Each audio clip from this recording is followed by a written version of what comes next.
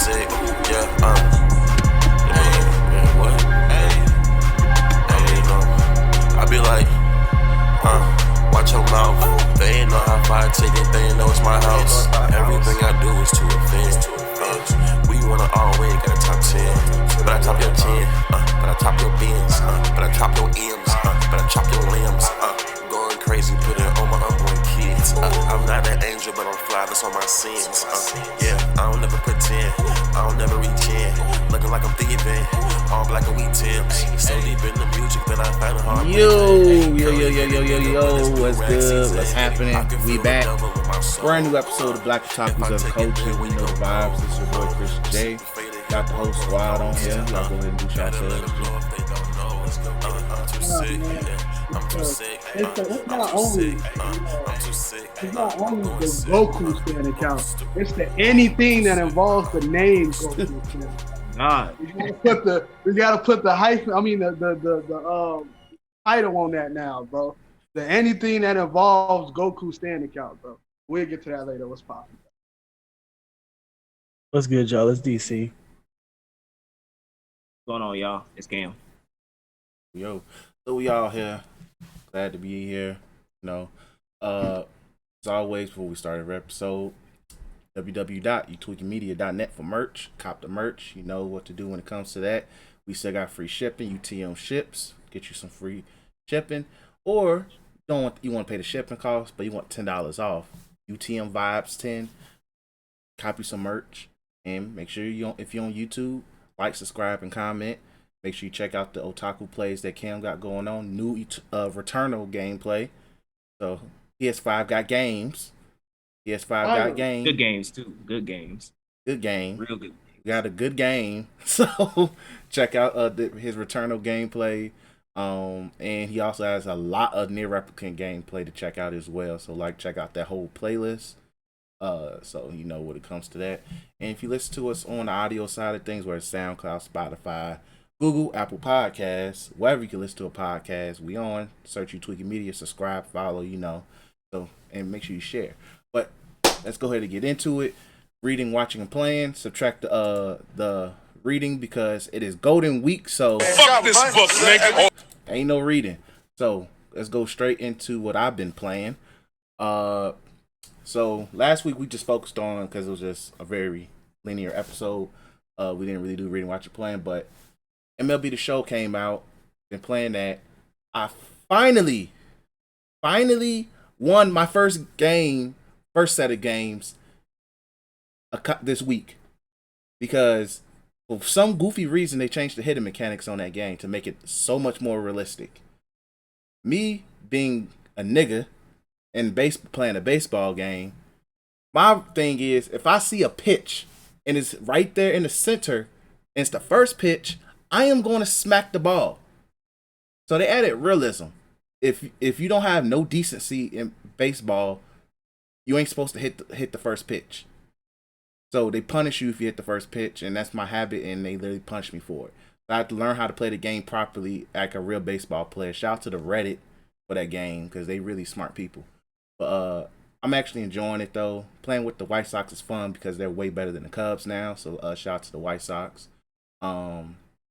So I've been enjoying it. Graphics don't really look next gen to me, so Sony, you full of crap for that. But I could blame the Xbox players for that. So I'm gonna do that. I have yet to play online because each time the servers are up, they suck, and when they not working, they suck more. So that's the issue in itself that I hope Sony fixes. But once again, I'm gonna blame Xbox for that as well. But yeah, overall, solid game. I like the little gameplay new gameplay elements. It don't feel next gen, but it is what it is. When it comes to sports games, I give them another. They got 2-3 years to figure that out. But yeah, overall it's been decent. Been playing played a game, a couple games of 2K. 2K Daytra did make the league a little tougher, but I figured it out. What else? I like something else I played. Call of Duty, but that's only a stress reliever now at this point. And also shout out to Resident Evil Village. I was able to get into one of the little time server demo things they got going on. I was in the field, wherever the village. Nothing really went on in the village. It wasn't that lit as I thought it would be, but it was cool. It looks nice. It looks really nice. It was it dropped you into like a random location in Resident Evil 8, No, or is it? so they had two demos.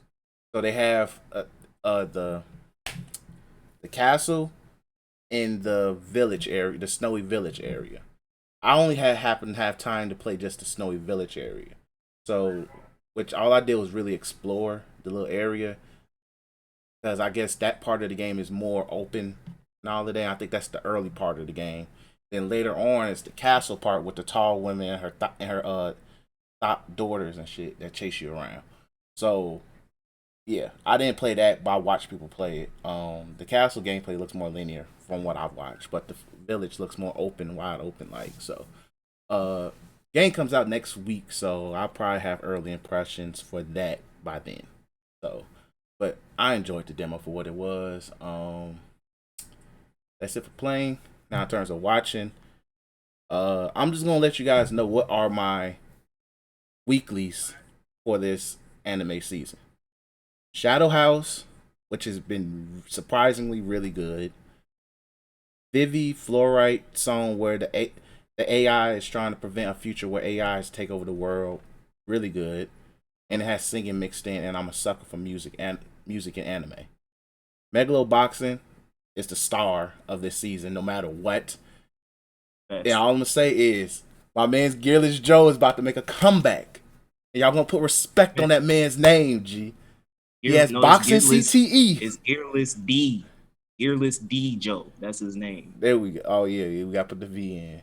Gotta put the V in there. But my boy's back. Put respect on his name, G. Put respect on that name. Iruma Demon School has been really fun this season. The first, I think they're on their third or fourth episode came out today. It's decent. Don't Toy With Me, Miss Nagatoro is hilarious as hell. Zombieland Saga is starting to pick up. That's been really good. Tokyo Revengers is getting really sad. A little bit. I didn't watch this week's episode. Yeah, after this week's episode, it was like, come on, G. So like now, it's like it gets really sad. Higa Hero, which is the dude where the grown man who took in the little teenage runaway. Yeah, it's decent. I heard that's been good and like really sad. Yeah, it's good and sad.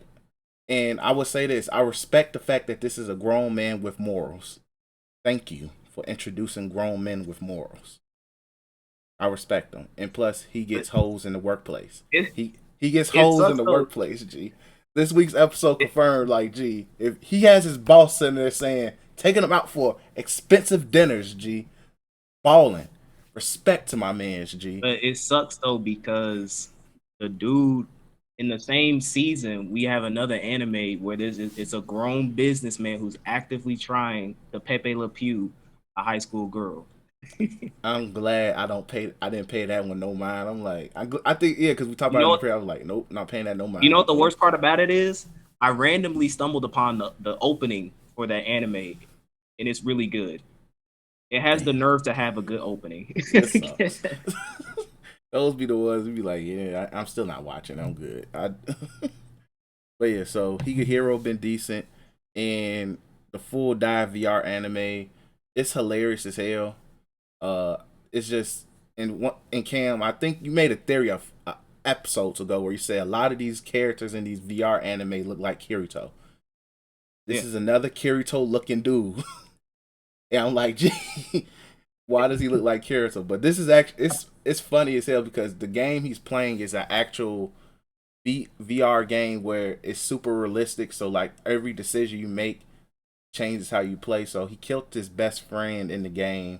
He's a best friend killer, and every decision he makes kind of affects everything. And he quit the game on last week's episode because he was in an event he couldn't escape.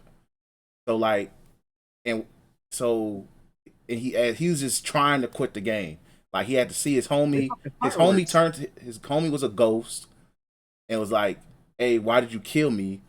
And then Saturday, Navy Pill Pop fireworks every Saturday night. Mom just take me there. Oh yeah, Real Navy nice. Pier is back open too. So, Cam about to get all the little summer like vibes and stuff. G, you don't even really have to leave your crib sometimes. G, you just gonna sit there, look out your window, be like, I'm tired of this. But like, Wondering what all that rumbling was. Cam sitting there thought it was thought it was a terrorist attack. I'm on the 41st floor, bro. It's over for me, G. You wrap that up, man. Chop that up to the God. That's a hey God, I'm on my way. I'm like, let me stop. I'm like, yo, that don't look good You right got there. enough Let me time start to send out some recording.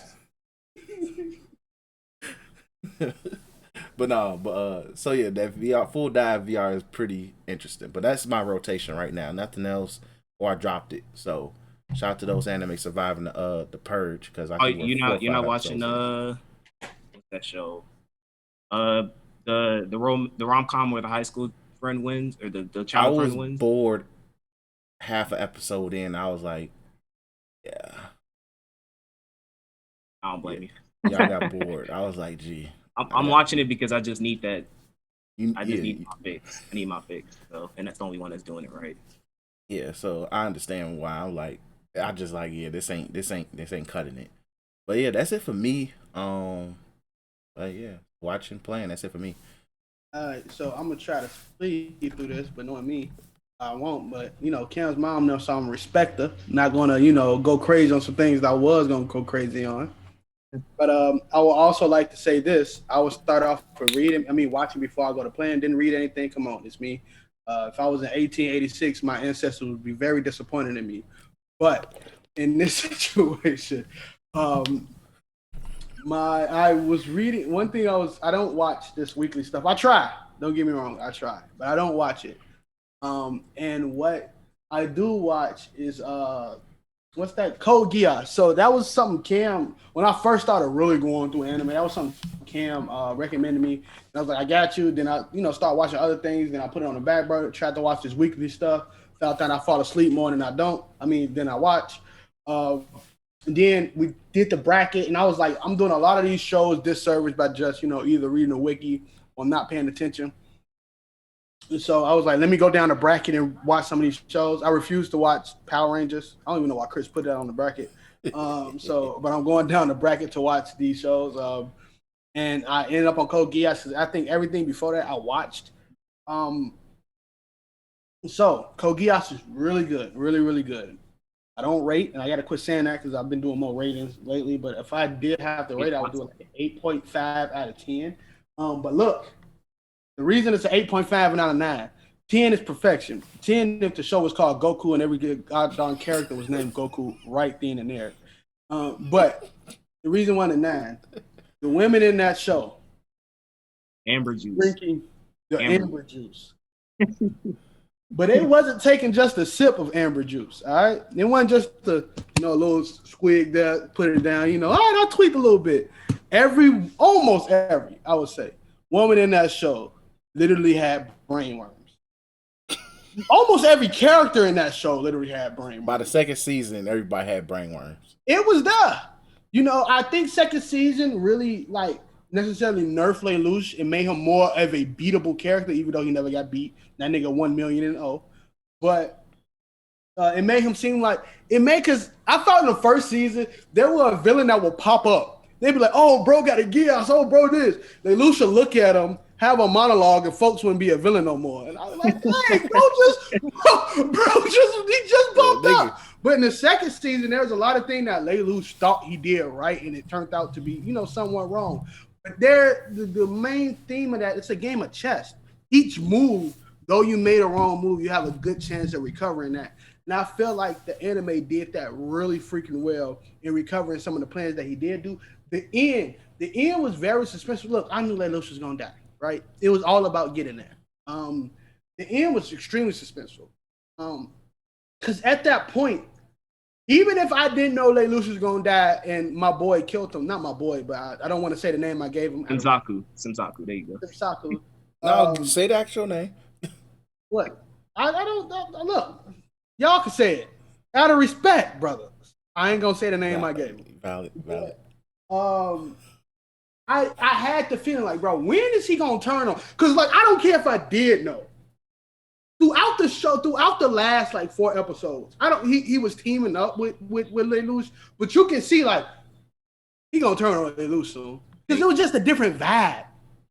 All because of that one chick. So that was a very good turning point in the show, though, in which Lelouch's sister died because he accidentally hit her with the Gios. Wouldn't it be funny if you just killed all those people? Yeah.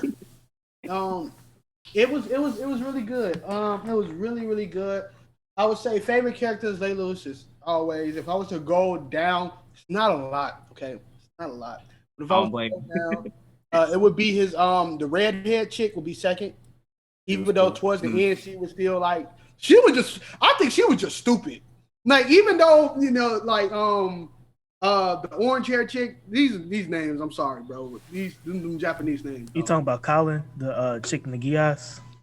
No, orange hair chick. No, the chick who liked Lelouch. Yeah, chick who liked from high school. Hair. I forgot her name. The one that Rolo shot because she told. I think it was like Shirley, right? Shirley. Yeah. I hate her. Shirley got a gallon. She got the cup. The cup already had the retard juice in there. She put that amber juice in there to make it nice. She screwed it up a bit. She was double cupping it. Like dog. That was the dumbest. There's a terrorist attack going on. Between she knew Lelouch was a terrorist, quote unquote, and she knew that people was coming to kill him. She was like, I gotta go find Lelouch. Got smoked by Rolo. If you get killed by Rolo, you automatically garbage. Automatically. I don't care how broken. Oh, he can stop time for like 5 seconds. I don't care. You get killed by Rolo, you garbage. Garbage. But Shorty not even on my character thing. I would say after redhead Shorty, that's probably it. I really didn't like nobody else. There was, them Japanese like resistance, not resistance, but the Japanese terrorist dudes. Them niggas was pawns until the end, and they felt like it really at the end. That nigga, one of them niggas was mad. He was like, he was my best friend. I'm like, no, you wasn't. Oh, what's his name, G? I know which one you talking about, G. But all in all, it was a good show. I enjoyed the ride. By the way, the only thing I was saying in the plot that I disliked was his father's plan. It was the most retarded thing I ever heard in my life. And not his plan in general. The way he had to take Lelouch out the city was retarded. But in his mom's situation, I was like, that's just... The whole thing was just like... But I gotta ask you this question though, right? What's up? As far as Lelouch's plan, because we gotta circle it back. Who did it better, Lelouch or Aaron? Lelouch. Because Lelouch didn't have to kill like 1 billion people to make a point. Like Aaron weighed lace to a bunch of innocent people, right? Lelouch's plan was able to not only keep the symbol of zero intact, was not only to do that, because the symbol of zero meant more than Japanese than just the whole escaping from Britannia thing, right? Was able to keep the symbol of zero intact, was able to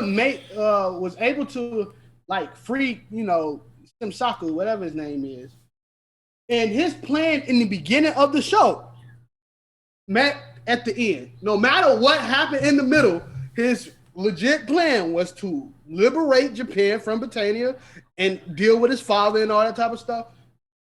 Met it at it went together. So it was better than Aaron's. I think when we look back on both of the shows in terms of endings, I think the Attack on Titan version of that, I'm just here to do these things. I'm gonna take all your sins, taking all your sins, be a Jesus figure. Yeah. At the end of the day, I think they did it better. Aaron's wasn't too bad. If it gets lower than Aaron's, though, I feel sorry for your show. But it was good. I enjoyed it. I enjoyed it. I'm still rearranging my top 10. I think I ain't gonna rearrange my top 10 until I'm done with that whole bracket to see what's it about. So the next is gonna be, because it's on the bracket, it gotta be Steins Gate. Episode 1. I couldn't watch it. because I was at work. Now look, I tried. I was sitting there. I gotta watch it in dub. I have to watch it in dub because I'm at work at the same time. Hold on, Daytra G, because since we shared the Funimation account, I'm like, oh, he started Steins Gate.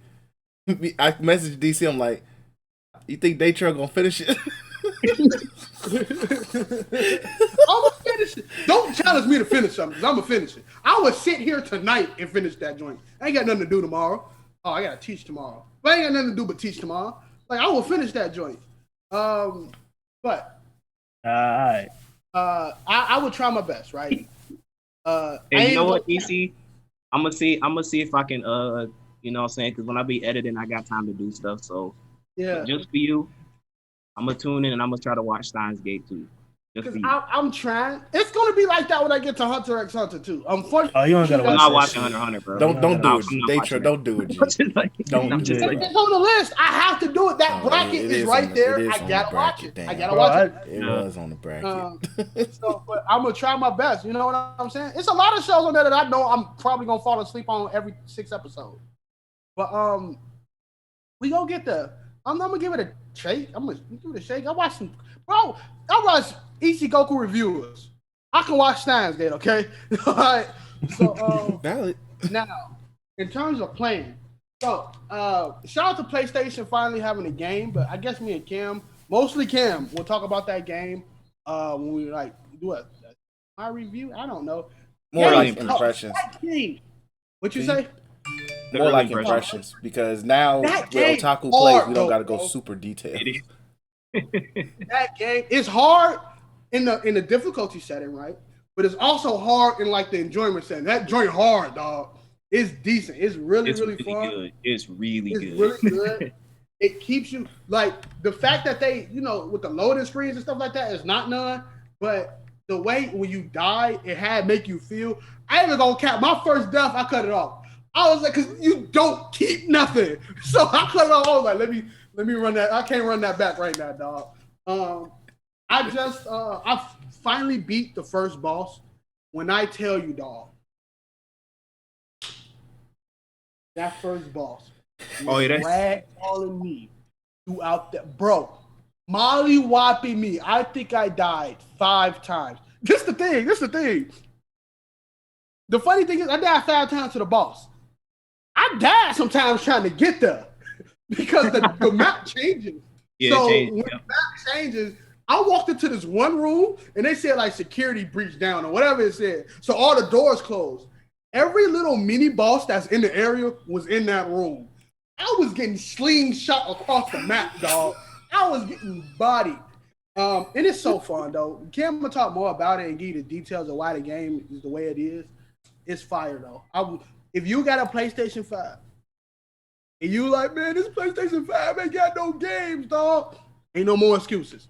That joint right there, G, that joint tough. So other than that, play 2K, same exact thing as Chris said. So since Chris was able to go off the one difficulty spike, I got another one for the now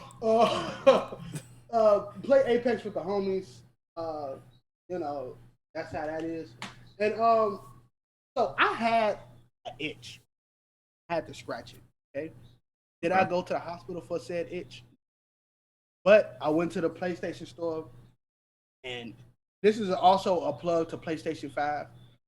Ethernet cord plus PlayStation 5 is a match made in heaven when it turns to downloading speed. It is unmatched, Joe. It is unmatched.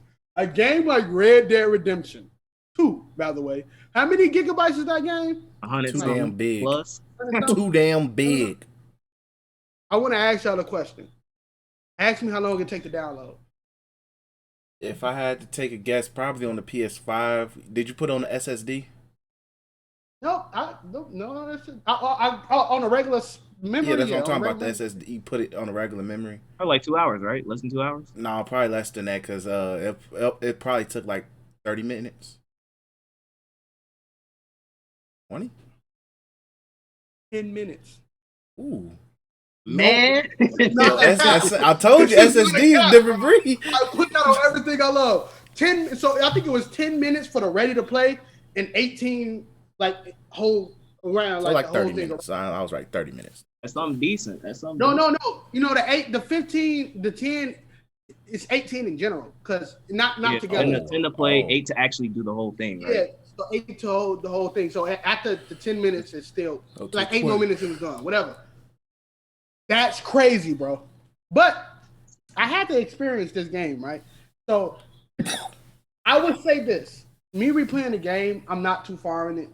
I still love this freaking game, right? Still a beautiful game. If anybody never got a chance to play Red Dead, play it. It's an amazing game.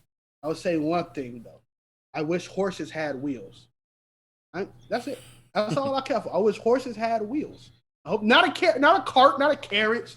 No, I wish at a hoof of a horse there was wheels and gas. Because I be riding them horses with a gun in my mouth because I want to end it.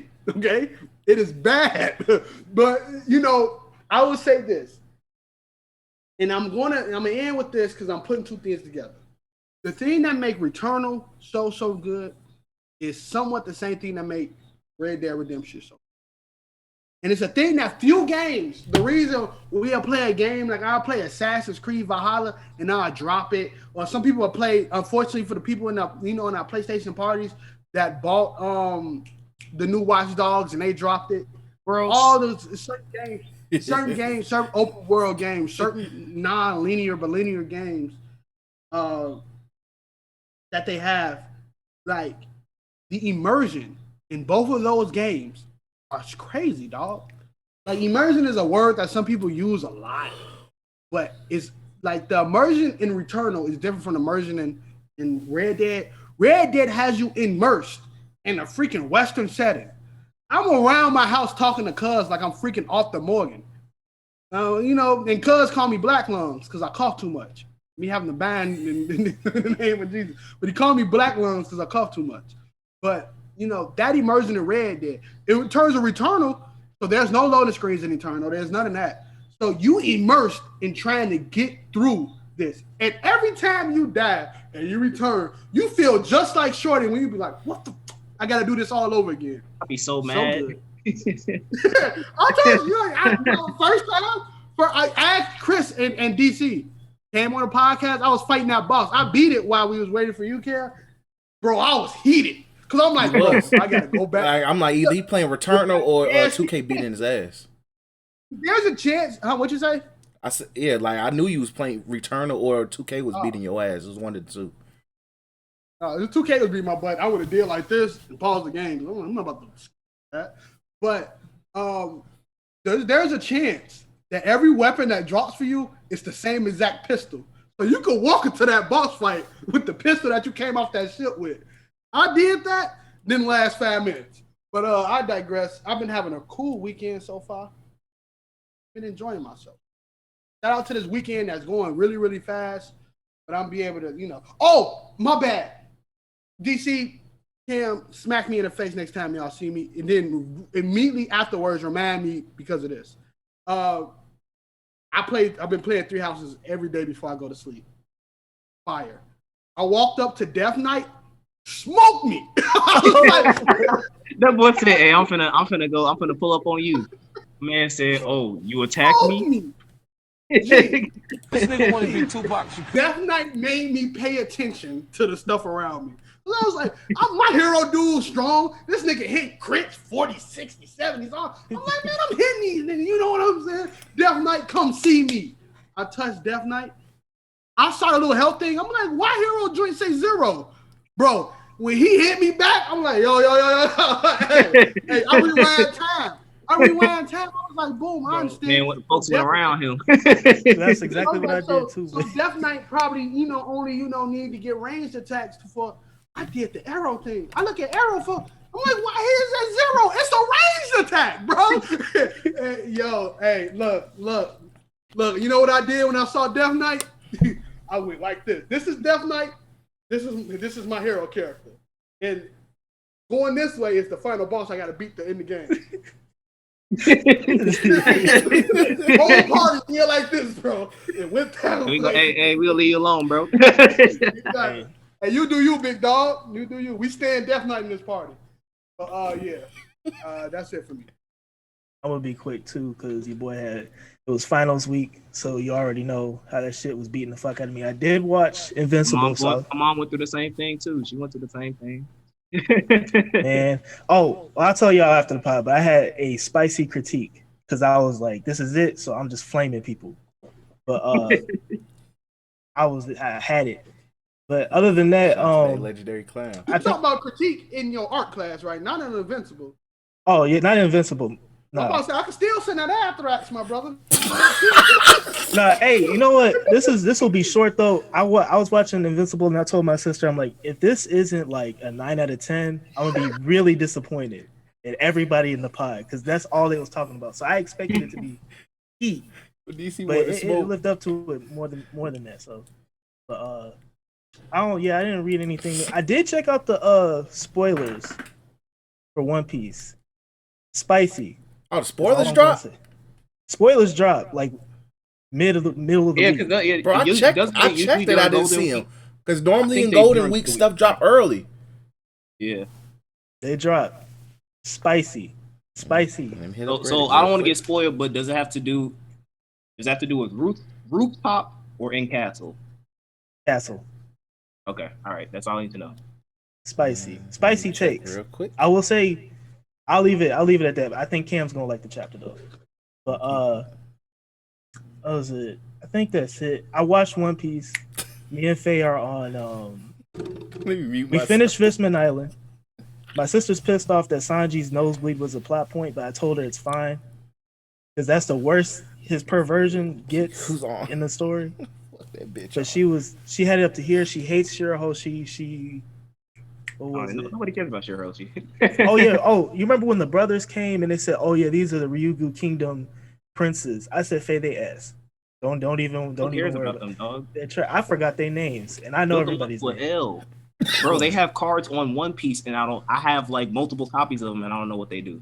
Trash. Oh yeah, and then Faye brought up the fact I didn't even remember this, but they said like a long time ago that mermaids were faster than fishmen, and she said, "How come every mermaid I see is getting like lapped by fishmen in this arc?" I'm like, it'd be like that. Hey, Akira Toriyama forgot about them tails, G. Maybe Oda forgot about the feed. they forget about it. It is what it is. But she's hyped for Punk Hazard because she heard about how Aokiji and Akainu fought. And she was like, when they were talking about it, she was like, "Please tell me Aokiji won." I'm like, he's toxic, bro. I can't wait till she see what happened to his leg. I'm about to show her the Film Z movie. Ooh. She gonna be mad as hell. So that's gonna be fun.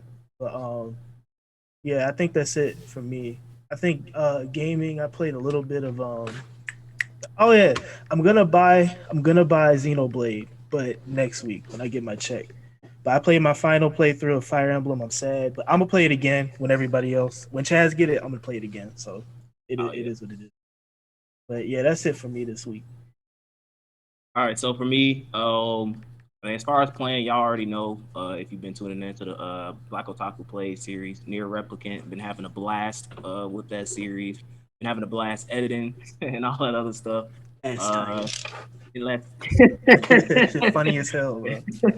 It's just been a fun process in and of it's like, I mean, it's weird though because now that I'm recording my gameplay, it's like that one element that I used to enjoy playing games is kind of getting taken away.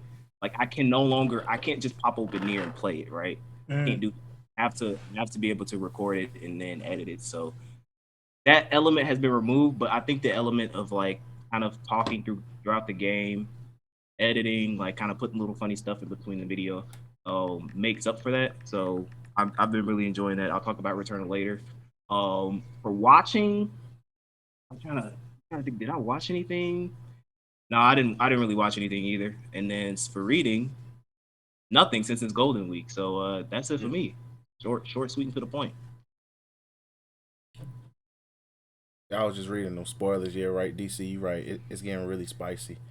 It's getting real spicy. So next week's gonna be really fun. And I will say that Discord is oddly calm after those. It's oddly calm. It's one take. I just sent you a private message, DC. You gonna laugh at what I said. I'm gonna check that out. They're probably gonna wait until like the actual Scans and shit come pictures out. drop, and then that's when they go. The scanlations drop, and then that's probably when that Discord about to be a rampant battlefield of toxicity. I swear, Man. probably. But Cam, you go ahead and give your thoughts on Returnal though. You go ahead and give your. Yes. So this is. So I guess the first official PS5 exclusive was Demon Soul, I believe, right? So we have everything else is like PS4 stuff like that. Yeah, Returnal is like the legit first. Yeah, the first legit post-launch PS5 exclusive on that we have. And I mean, they started with a banger to me. Faith Karen is lit. When I first saw this game, like I did not keep up with this game at all. Like I didn't watch any trailers, I didn't watch any like interviews, anything like that. I saw like a 5-minute gameplay reveal of what they saw. It was going to be a roguelike shooter gallery type of thing, bullet hell, things like that, and that caught me because on the Switch I played Hades, and I really do kind of like that idea of you go throughout this dungeon, if you die, reset. And not only do you reset, but the entire structure of the area changes. So you're constantly adapting to new challenges. You get kind of semi upgrades, and then you get permanent upgrades. So even if you do die, you still retain something. You retain like a teleporter location, or that there's an important marker on your map that you have to go to that stays there, like the little house area. But as far as the overall story is concerned, it's pretty. I mean, it's why I call it The Adventures of Space Karen, because it starts off where she literally has, at least to my knowledge, I don't know everything about it, she has absolutely no business being where she is. Like, her console, the introduction cutscene where she crash lands on the planet, console is literally saying, "Approach forbidden." Like, your ship is telling you, hey, you shouldn't be going to this place, and you still going to this place for no reason. So you start off, you crash land, you're going throughout the area. Like, she's basically like, oh, this is my first time here. This is my first time here. And she sees like there's a signal source nearby. So you walk up to it, and then you discover that and there's like a dead astronaut body. It's a spacesuit right there. You walk up to it, and you discover that it's you. And you pick up a scout log, and she's like, her name is Celine, but I call her Space Karen. The previous Space Karen is like, oh, this place sucks. I'm trapped here. I keep dying, and I keep experiencing these things over and over again. And so from there, your overall objective is to find this white shadow broadcast. Because essentially, you have no means of communication to your base of operation, which is called Atlas, I believe. So your objective is to go to that white shadow broadcast so that you can say, hey, I'm stuck here, give me some help. And along the way you encounter, she calls them fauna, which is like the enemies of the planet. The planet is called Atropos. So the funny thing is because they want you to die early as possible. I'm very curious. I'm extremely curious if there is someone out there, and I know there has to be someone out there who is no death running this game. You start off, you like the opening cutscene, you crash land, and then they're still going, like they haven't died. Because there's one enemy in particular that you encounter. As soon as you drop down that Returnal, that brute enemy, you encounter him. You got this dinky little pistol, and folks just charges at you once, and you dead. You don't understand what the heck hit you until you died. No, because I think you survived one hit. And then he does that lunge attack. You like, yo, what was this? And I thought I was like, oh, that had to be, because they gave me a trophy after that. I was like, okay, that had to be, the death. We ain't gonna see bro until like towards the end of the game again. Heck, I went through that door again, waiting on me. So, no, I died again. So I was fortunate enough. So I call. I'm keeping account on the gameplay videos that I'm doing of how many Karens that I lose. So Karen Mark 1, she died to folks. Karen Mark 2. Now, Karen Mark 2, that was my girl. So the first boss encounter that you go to, so if you went to that house area, once you got the house keys, it'll Yeah. drop this astronaut figurine. And then if you pick that up, it's basically an item that revives you upon death. So I had that item, and then I had like a little shotgun thing, and so like a shotgun weapon, and so I was able to beat him in the first try. So Karen Mark II, she did her thug dizzle, and then that's when I went to the desert area, and then it was this enemy that like pulled up on me, and I just instantly died. So that's where I left off on. But gameplay wise, fun as hell. Like I cannot stress it enough. Like the movement feels so smooth. Like her dash abilities, jumping, the gunplay, the haptic feedback on that controller. G, it's something different, bro. Hey, look, not even just that. When it's raining, you feel the raindrops on the controller. Oh, it is.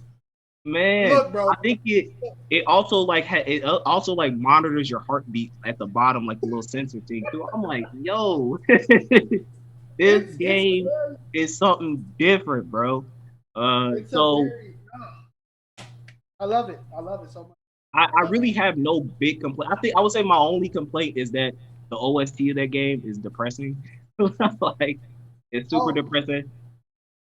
It's some bugs. I got locked into it. You know when you lay down on the coffin? Yeah. And to regenerate your I got Yeah. locked into a room and I have ain't no such thing as restart from checkpoint. So you locked in that room and you gotta return again, bro. That sucks so much. Bro, it even extends like if you turn your game off, the game goes like, hey, listen, you better put this if you really want to play this game, you better put it on rest mode because if you turn the game off, you restarting again. Ain't no save points, ain't no nothing. So the game is true to its word. It tells you that, like, listen, you go die, you go start over from your ship, and you gotta keep trudging along. So those are those. If you can deal with that stuff, you will. But in exchange for that, you get fun gunplay mechanics. You get some interesting power-up abilities with like the parasites. What else is it? I love the sword. Pipe. The sword is The my sword, favorite weapon. yeah. My favorite weapon. It's a little The buff sword. that you get. You know that an enemy will drop or something that like buffs your sword damage, bro. When I got that joint, G, I looked like a blade, bro. I was in a freaking air snapping it, bro. You was get not that going. enemy stun gauge up. You swing the sword on them. Yep. So like it's a lot of cool things in that game that like, and then there's that constant challenging of the unknown because everybody's play style, everybody's playthrough is gonna be different. So your experience is gonna be unique. So I say all that to say that I highly recommend this game across the entire spectrum. I feel like if you have a PS5, you're doing your PS5 a disservice by not having this game. It is one of those games that is $70 because of the price hike. Shout out to that. But I do think that this game is more than worth the $70. There's no BS microtransactions, no season pass, no loot boxes or anything like that. You pay the $70 and you get a full, really good thematic game. So shout out to Returnal. Real quick. Just a question for you, Cam. Because you're up? right. The haptic feedback of the controller alone make it 70. But real quick, don't this make you so hyped for the games to come on a PlayStation? If it can touch this, bro, it can touch this, it make, bro, things that, games that we never heard before, like Scarlet Nexus and all that type of stuff, it makes me like, and then games when you think, if the immersion in this game so far, what about the next Final Fantasy that's coming out? How that's going to be? Or how, bro, it makes Ratchet you and Clank. so... Yo, that gives me hype for Ratchet and Clank. like Borderlands, Assassin's Creed, Valhalla. Like We talking about that, exclusives. Like exclusives all is that, gonna that not even just exclusives. That stuff that was like, it was a PS4 game. We added stuff for the PS5. Like the 2K and stuff. This really brung out and we about to push your system, dog. This is a PS5. We about to show you what next gen is. You thought a loading screen was it? Nah, fam. Man. So wait, I have a question. So, because pretty much you guys said you're gonna die a lot, which I expect. Even when I read the reviews, they state you would die a lot as a death simulator, and everything changes. You would die a lot. The menu when you get into the game, it told you that. Yeah, before you start, it says you go die a lot. I respect it. So Because like I read that like everything changes after each death and stuff, which is I think is really neat because I like that type of challenge. So like that, how fast does the game reload after death? Because it's changing everything. 2 seconds. So damn, They literally play the cutscene where she crash lands and you start. man, I'll be sad to start seeing You that can like skip that. 14,000 times. You can skip the Oh, you cutscene of can. crash. Oh, okay. Like it's fast, bro. Like there's the loading. The reason I think there's like literally no loading screens is because you can't save. So there's nothing the game is trying to get back to. It's you going back to where you was at. Chris, when I tell you that you don't save, I mean you go back to the starting area. My nigga, you go back. I'm in area 2. I died in area 2. I'm back in area 1. I have to make my way all the way back to area 2. Yeah. They don't cap. If you turn off your console, you reset. So if you in area 5, you going all the way back to area 1. Yo, they pretty much said like they really test that suspended gameplay option. Damn. The only thing that's permanent is like, say for instance, your like the star weapons that you can get, like the difficult, like the damage. Like I think the weapons go like in 14, like 1, 2, 3, 4. Yeah. So it's a different damage. That's one of the few things and that stay different. The suit upgrades that you get as well. Yeah, the suit upgrade. The only things that stay different. Other than that, your health bar that was like this before you died, it's like that. It's like that. And the funny thing is, the enemies are still them niggas. So you walk into a situation like with me, when the first thing I saw was a big old enemy with tentacles and a box head. I'm like, all right, I'm gonna fight it. Oh, you fought your dog. God, bro. Bro, they had this like end of times music playing because like I dropped down and then like I just see this big old freaking box, purple big thing. I'm just like, and it's like, I'm like, hey yo, relax. I couldn't even run from that. Folks was spewing out bullets and stuff. G, I had to cheese it by hiding behind pillars and waiting for it to attack. G. Hey, I would say this. Like, if you ever played a Bulletstorm game, you can be okay in this game, yo. Because it would teach you, like, all right, go in the middle right there, all right, step to the side. Because that boss fight, you literally have to know when to stand still, when to dodge, because the dodge got a cooldown. Shoot the nigga, when to use your special gun, because when that recharging and you miss that shot, you might as well go back to that spaceship and get real acquainted with the goddamn spaceship. Going back. This is heat. It's heat. Like, it's hard, bro. That is one of the best games I played on the PS5, bro. Hard. It's already an early contender for Game of the Year for me. Heck yeah. I'll be back. That's good to hear. Like, that excites me. That definitely excites me. So that sounds like it's gonna be a purchase. So I trust you niggas. All right, so let's go ahead and damn, Daytra walked away. So we was gonna do Invincible, but I think he'll be back shortly. So Cam, Demon Slayer movie. All right, mama. Come on. You sit in chair. We're gonna have a special guest on here. Cam's mom is about to join us. So that's what's up. This is like this is gonna be our first female guest ever. Gee, this is dope. This is really dope. All right, so yeah, we gonna talk. So we saw. All right, I gotta tell a funny story before that. Right? So we basically saw the Demon Slayer movie for free. Now this is a blessing in disguise. This happened because, and it's not my fault because it's like the AMC theater.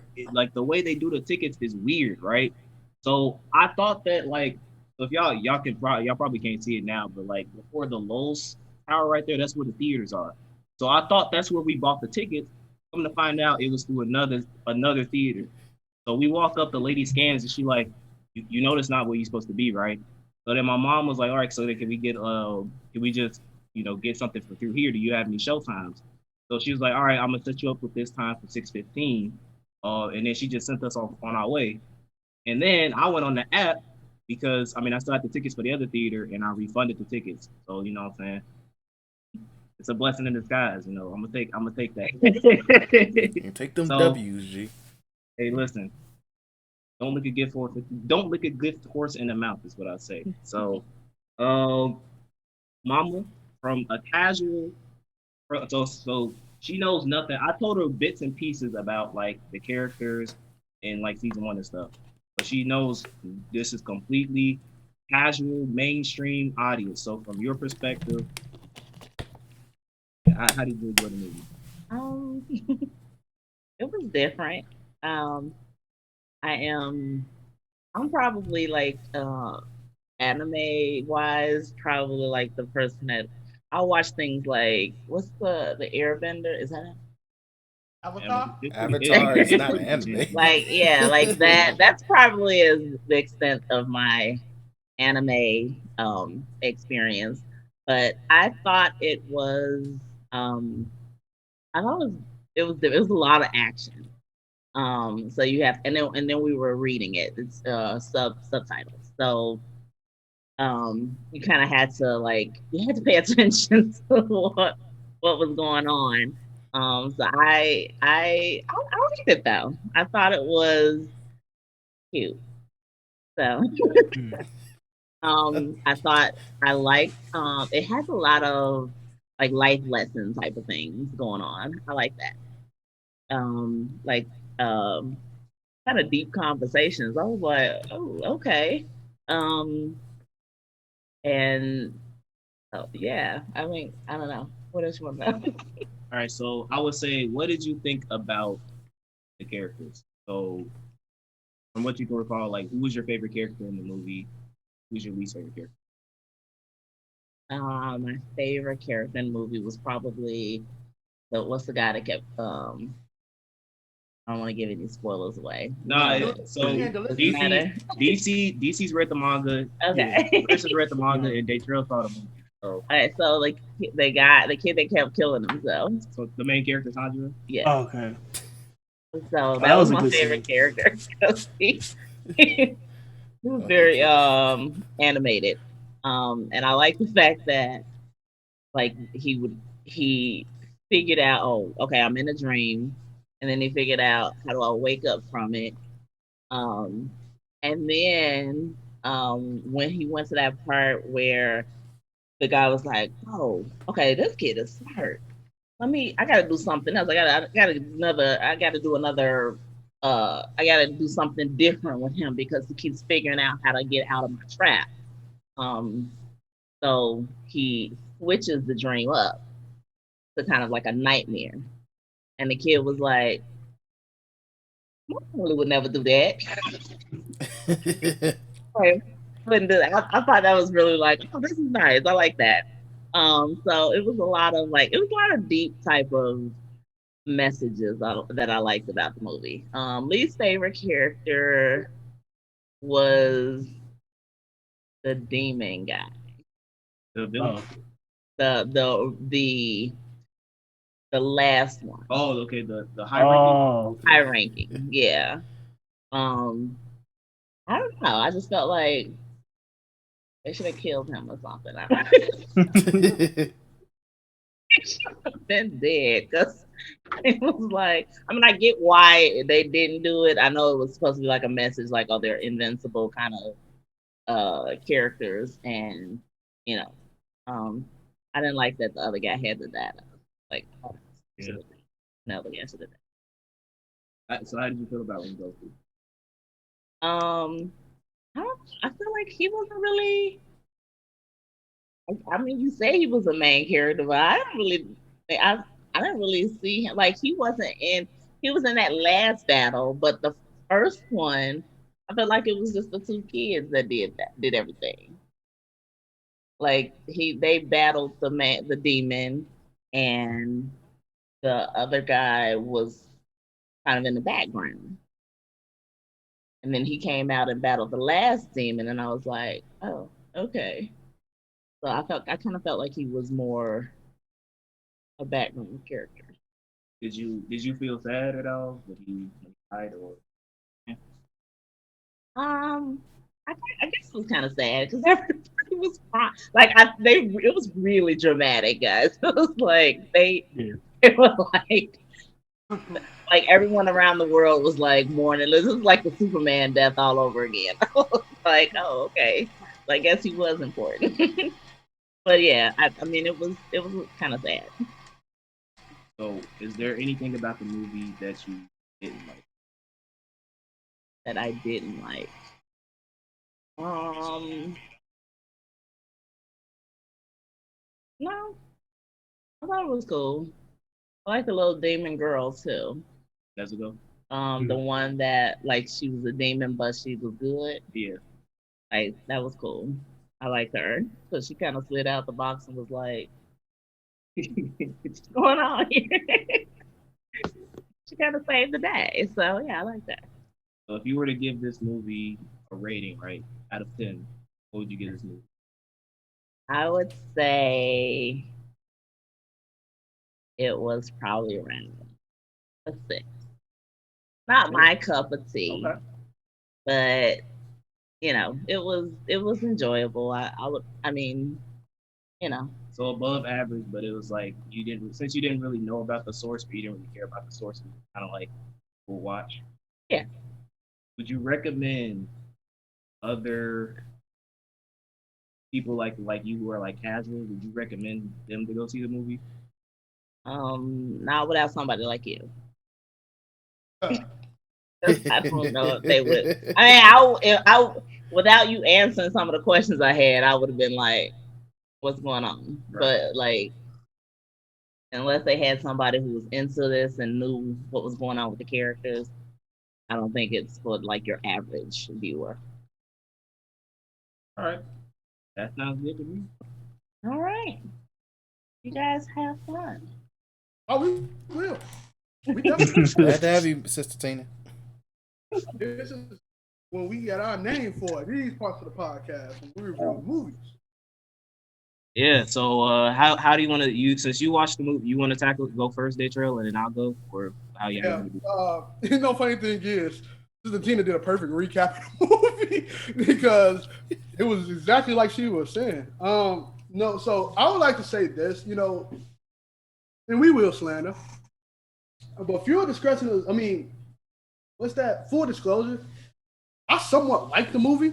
I would say the things I like to dislike. The emotion of the Tanjiro dream was some of the best things I've ever seen in terms of emotion in that show. That joint hit. All right. Everybody, and Rengoku's dream was decent too. I think Zenetsu's and Zenetsu and Inosuke's was like jokes. yeah, was Inosuke's was funny as hell.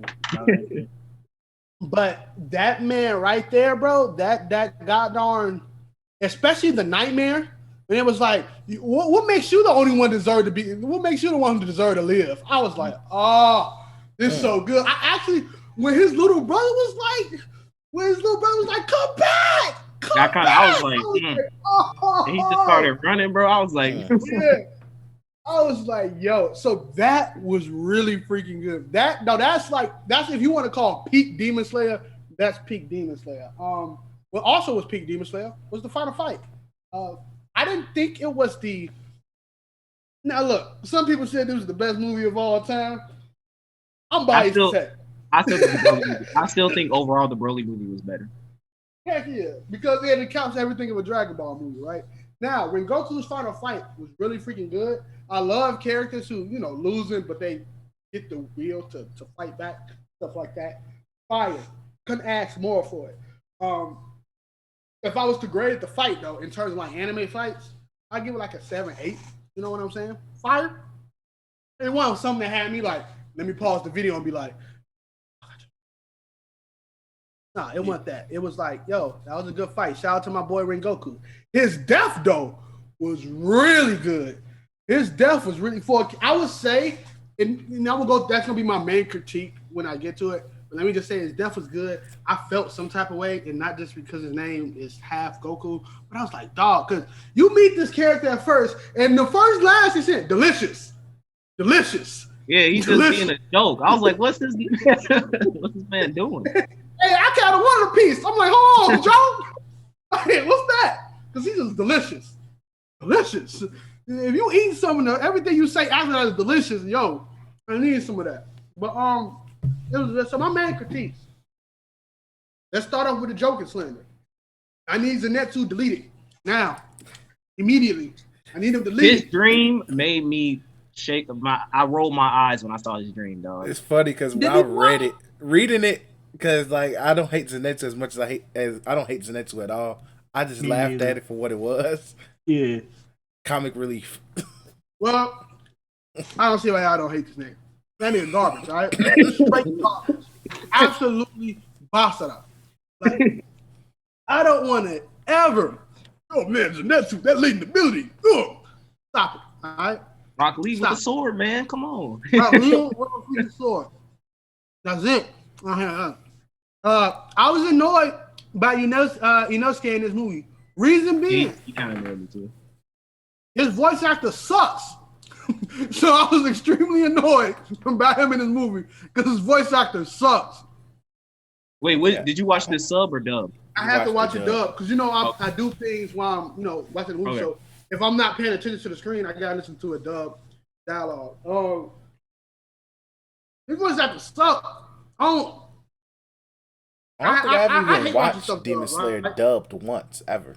I don't think I ever watched the dub, so I don't know how they sound. Yeah, exactly. You're gonna regret it. It sucks bad, really, really bad. But he's all right. Inosuke is Inosuke.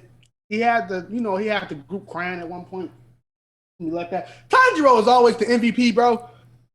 He's just a really good main character. Like in terms of somebody that's like, the Deku type, bro. You know what I'm saying? The niggas that's not so much headstrong, but they do what they gotta do for the people that around them. Right. Shout out to Tanjiro. I love him. But back to more slander. This show should never been a movie to me. I swear to God, thank you. Like, no. Either this or they should just put this on Funimation streaming service, not make us go out to movie theaters to see this stuff. Yeah, it should have been a movie. I think it's a waste of time if you consider this a movie. Like, no cap, I understand it broke box offices, things like that. Not saying it's bad. It's just that when I'm watching it, I'm like, things that's happening. This type of stuff happened in episodes. You know what I'm saying? Like, it's structured like an episode. Like the way. In a movie, the way movies are literally structured, it's always like that first scene action. You get some action.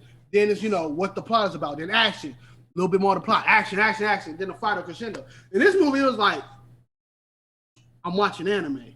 Like in the Broly movie, right? The Broly movie, where's the biggest critique? Oh man, all they doing is fighting. God darn, it's a Dragon Ball movie. That's all we want to see. I came here to see hands, right?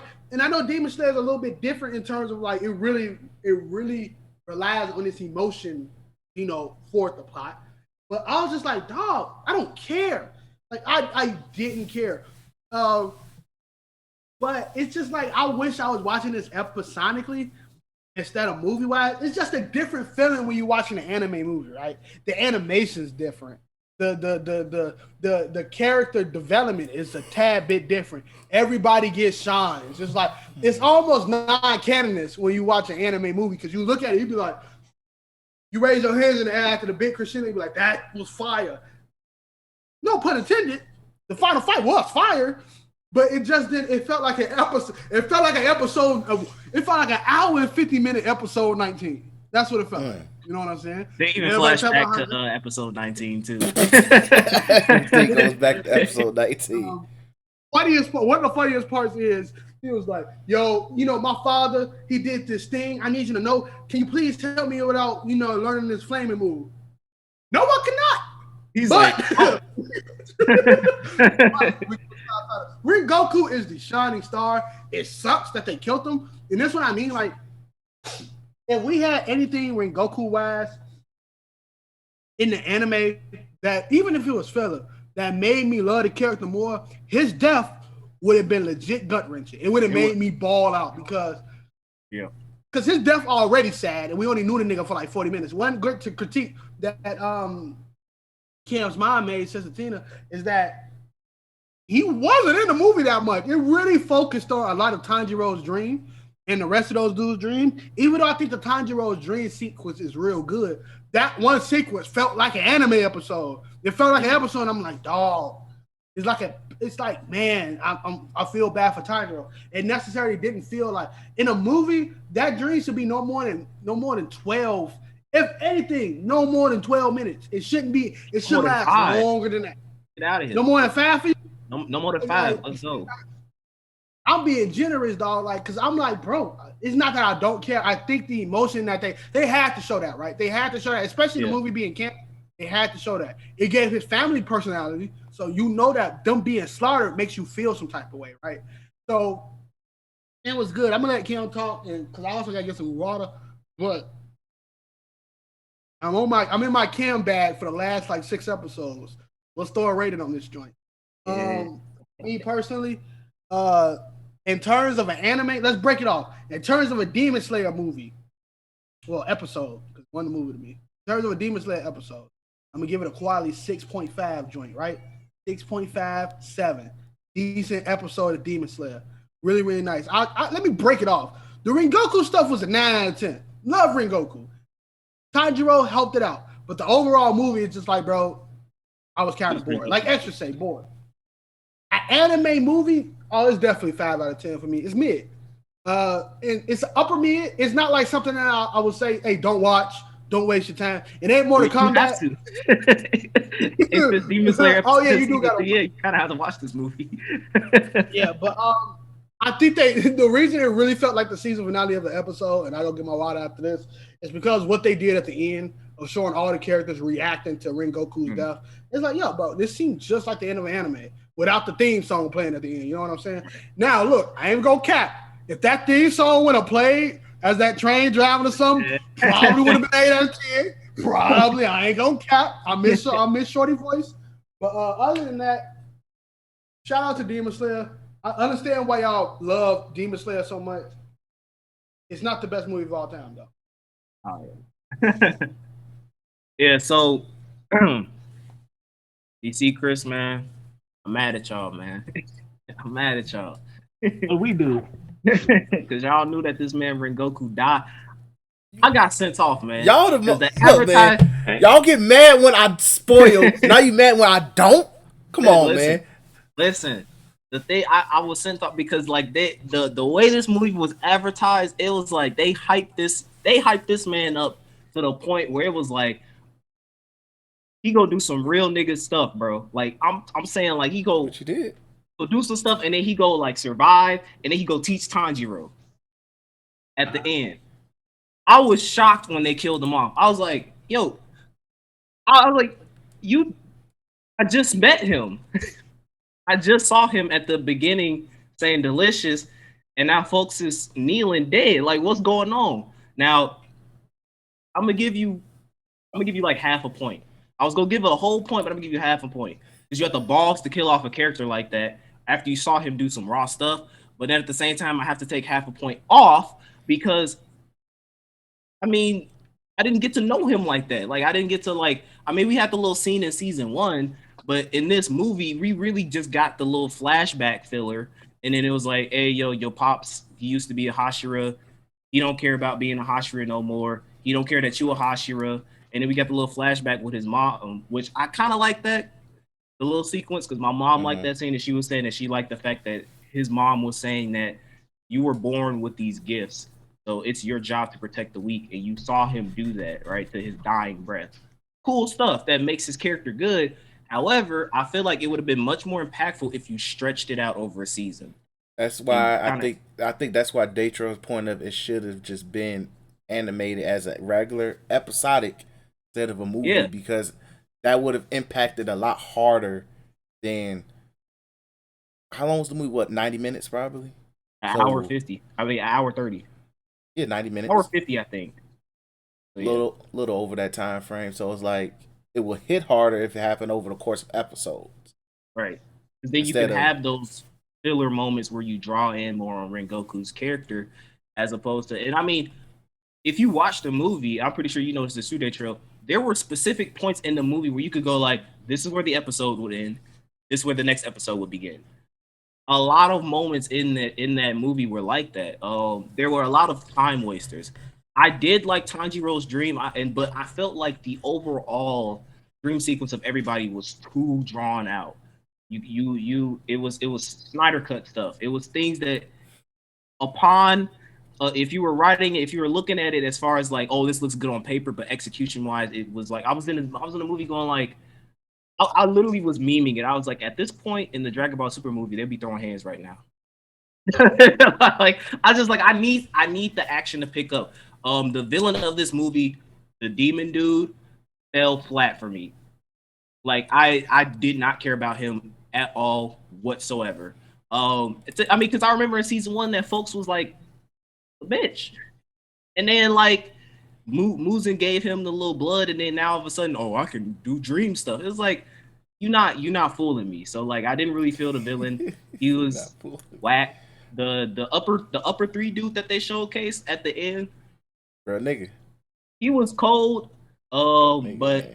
I mean, like, again, this is things that to me should have been drawn out, because it's like now for me, for somebody who's more so of a casual Demon Slayer fan, this dude named Rengoku, who you establish is a cold dude, just got took out by some strong Joe, and he just took off.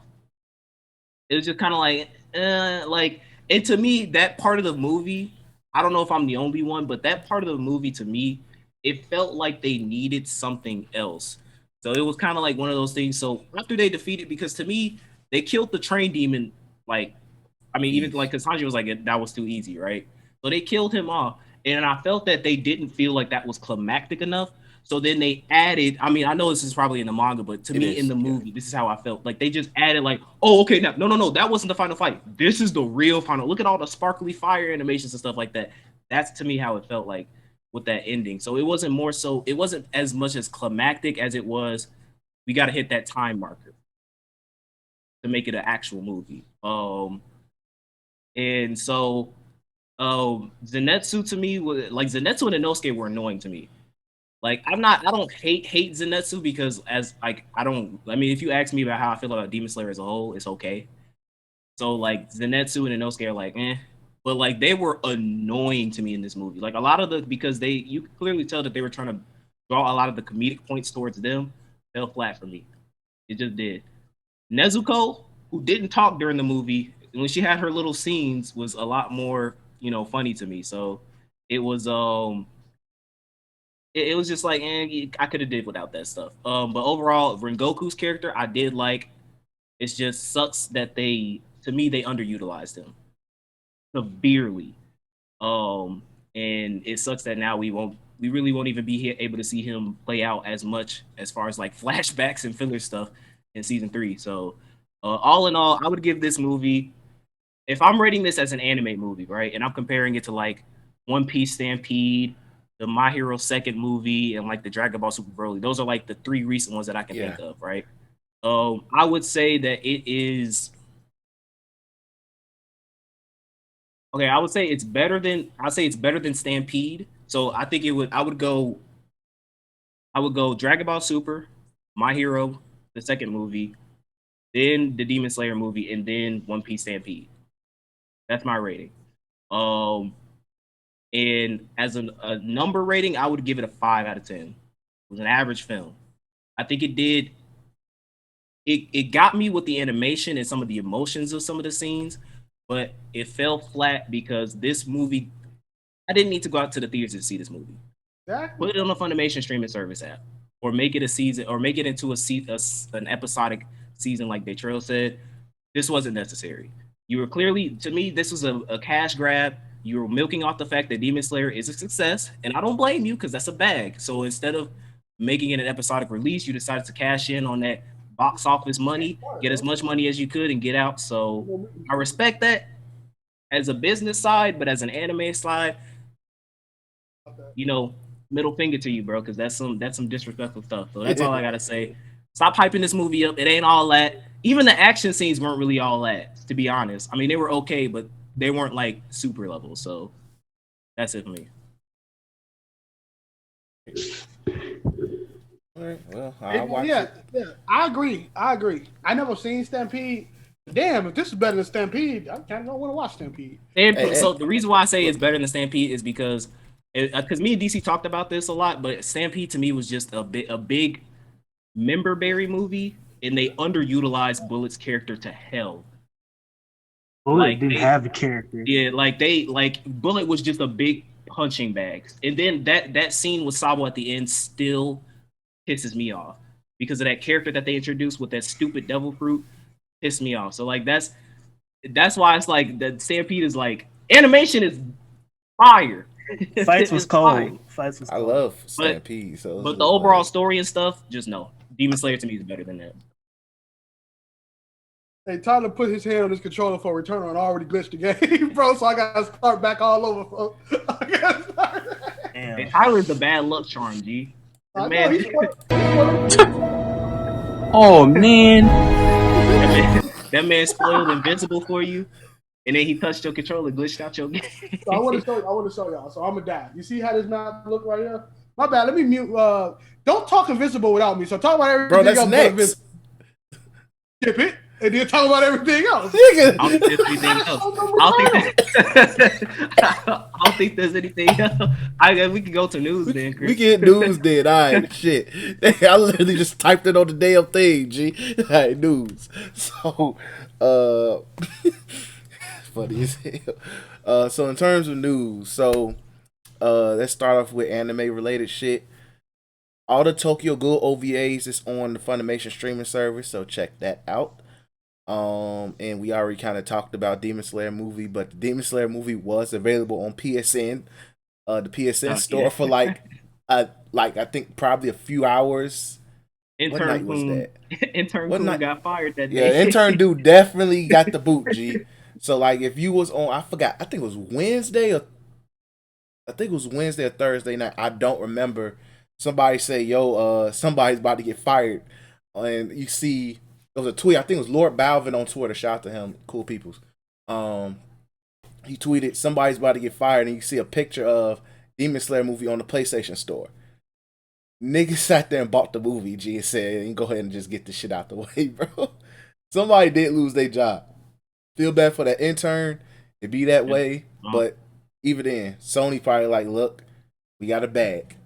Because I'm pretty sure niggas bought it because niggas love Demon Slayer. So Demon Slayer was available.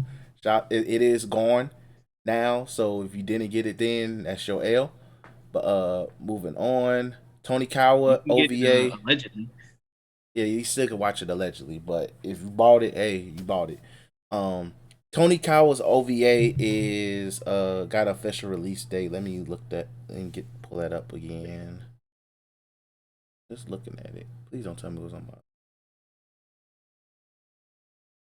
Yeah, I think I had it on my other phone. But Tony Kawa OVA is gonna be dropping on Crunchyroll. I think in August. Let me double check that. Hold on. Let me get the exact date because that's what we do here.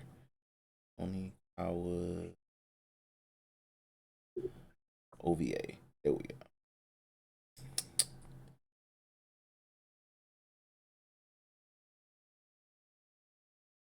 So yeah, they dropped a visual letting you know like, hey, it's coming out. And hey, you just gave me a fucking date. Oh yeah, August 18th. There we go. August 18th will be out on Crunchyroll. And this is all, and unlike Netflix, all Crunchyrolls, you don't need a VPN to see it. So shout out to that. If you want a synopsis, pretty much it says NASA is called to work and he has to leave Tsukasa alone for a night. So it sounds Demon adorable. time. It sounds adorable. So shout out to that. I'm pretty sure me and Kale can't wait for that because Tony Kawa is the GOAT romance of our generation. It's the best Crunchyroll original. That too by a long shot. Moving on. Emilia Clarke, aka Dany from Game of Thrones. She's joined the MCU. She's gonna be part of the Secret Invasion. We don't know much about Secret Invasion in terms of besides the scroll arc. We'll see where things go in regards to that. But shout out to another Game of Thrones character being in MCU. Collect that bag. White Milk Queen. So. You said milk. White Milk Queen. Milk. Hey, man, listen. Emilia Clarke is pristine milk, bro. Man. I'm saying, bro. Like, if we rating like white actress waifus, she's in top 3 for me. She's up there, G. Top 3 for me. She's up there. Y'all gonna slander me, so we can move on. Moving on. On to gaming side. An esports event lost the rights to have Tekken and Mortal Kombat going on because of some bullshit. Yes. What we have. So Bandai Namco NetherRealm Studios announced they have no longer will work with esports organization We Play, which has been hosting Tekken, Soul Calibur, Mortal Kombat 11, due to vision and professional standard differences. So pretty much they probably know some stuff that happened and it's not looking good. Behind the scenes shenanigans and probably a bag too. Exactly. But based off this article on Kotaku, like We Play been out here doing a lot lately. Like they've been hosting all the big tournaments. Like I think even during the pandemic, they've been doing like in person stuff with like huge money pools, like $150,000 pools. Win. So that sounds like that's an L on their end because that's a lot of money for players to be losing out on. But it is what it is. And then final piece of gaming news we have is every single Activision studio has a Call of Duty game they have to work on. Right now or what? Actively. So Okay. like actively in some way. So it was announced that Activision owned studio Toys for Bob announced that it was going to provide development support for the latest season of Call of Duty Warzone. That's the studio that did Crash 4. The recent Crash game. Okay. I see what you mean. I thought you were saying like the Sledgehammer Infinity Ward Treyarchs were like working on the next 3 years of Call of Duty, but you're saying every Activision, no matter what game they work, they're supporting or working on a Call of Duty game, which is pretty damn fucked up. So I'm thinking that's a call basically going like we getting a lot of money from this stuff, so either you help us or we closing you down. Yeah, so pretty that's much the conversation. They list on like how they're helping. So Toys for Bob is working on Warzone. Hey, they said, did you just die? Because I got that PlayStation notification on. Damn. Yeah, I forgot to mention that there you can, before you start the Returnal game, you can turn on notifications, and on your friends list, they'll actually tell you when your friend has died playing Returnal. Turn that on. Yo, G, that is evil. That's toxic as hell. Like, yeah, your friend just got back with it, G. Stuffed in there, G. It tells you when they died and where they died. Yo, damn. Damn. You can't even count. I saw it. I got a lot of notifications. Yo, G. Hey, yo, they taking a. Hey, shout out to that, G. No, they using the PS5 to the max with all the features available, G. Because that is something they said. Hey, you can use that hub for, G. They did say you can use the hub. I beat the game on my first try. That's why I want to say. I don't want to hit no capping. I don't want to hit no capping. It said, "No, bro. It let me know you was close to the final boss and then you died, bro." No. Your ass back to that ship, boy. Yo, G, I respect that because it will keep track of like, hey, I respect that. So yeah, these are the studios. If we keep a track with niggas' death, I already lost, bro. Nigga, I'm at like death. I think you can check on the ship, bro. I'm probably at like death 15, G. I'm death. I'm knee deep in some death. So when you die, you die. Yeah. So these are the studios. So Toys for Bob is working on Warzone. Ravensoft has been a support studio for COD since 2010. Activision Shanghai is doing Call of Duty Online. Funny that the China one is doing a mobile. Because you know how big that gotcha, that not the gotcha, but the mobile gaming market in China. That's what I mean. That's why I'm like that's funny as hell. It's a bag and a half. Damn. Demonware does server support for Call of Duty. So that explains why they literally have somebody dedicated to servers. And them servers still suck. Them servers still suck, bro. What you doing? High Moon Studios helps support Call of Duty. Beanox helps. They still do Black Ops 3. Has been working on Black Ops 3. And collectively, Infinity Ward, Treyarch, and Sledgehammer have been taking turns developing Call of Duty games. This is wild as hell. To say that every studio under your umbrella has to work on one game. That is hilarious. It's because they know that that's where the bag is. When it comes to those Activision shareholder meetings, they know that majority of their money comes from the Call of Duty IP. But what they go do is they go because another thing is this is exactly what happened with it's not Dice. What company am I thinking? EA. This is exactly what happened with EA. But it wasn't necessarily for an IP, it was for a business structure. EA saw how much money when it comes to loot boxes, when it comes to like season passes and all other stuff. So they made, or in like live service games, so they made it a mandate for all of their games, regardless of the IP, to follow that structure because that's where they were getting most of their money for, which led to a lot of their downfalls when it comes to the anthems, when it came to Mass Effect Andromeda, which they end up shutting that studio down. Didn't they say they shutting down the studio that did Anthem, or they're like transferring them to go to work on something else? They switching them over. Yep, elsewhere. Yeah. So it's like it's the same thing that like I feel like is gonna be another. You go hear some news later on where like whatever they doing is not working out, like where it's like some toxic workplace environment ish articles that come out because again, this is one of those instances where they're instead of being market leaders, they're being market followers. They see a trend and instead of trying to innovate and improve the gaming industry, they're going, okay, Call of Duty makes up this much money. You work on Crash, a single player, action adventure game. Yeah, come work for this FPS stuff now, because I mean you're making money, but you're not making as much money as Call of Duty. So now you got to come work for them. It's dumb to me. So, but I see the business thought of it, but even still, shitty business practice. Yeah. Then, well, I guess Daytra's still giving Returnal tutorials. What the thumbs up mean, nigga? Oh, I do have some gaming news. I'm gonna say. I said this a while. I said this like last week or something, but Friday night funkin', which is for all my peeps who know about Newgrounds, the OG days of Newgrounds. It's a game. It's a rhythm based game that kind of takes that nostalgic feeling of OG Newgrounds and puts it into like a rhythm based game. So at first it was a free to play game on Newgrounds that you could play, and that they updated it every week with like new songs and stuff like that. But the game is extremely popular. Like if you look up the OST for Friday Night Funkin', like millions upon millions of views.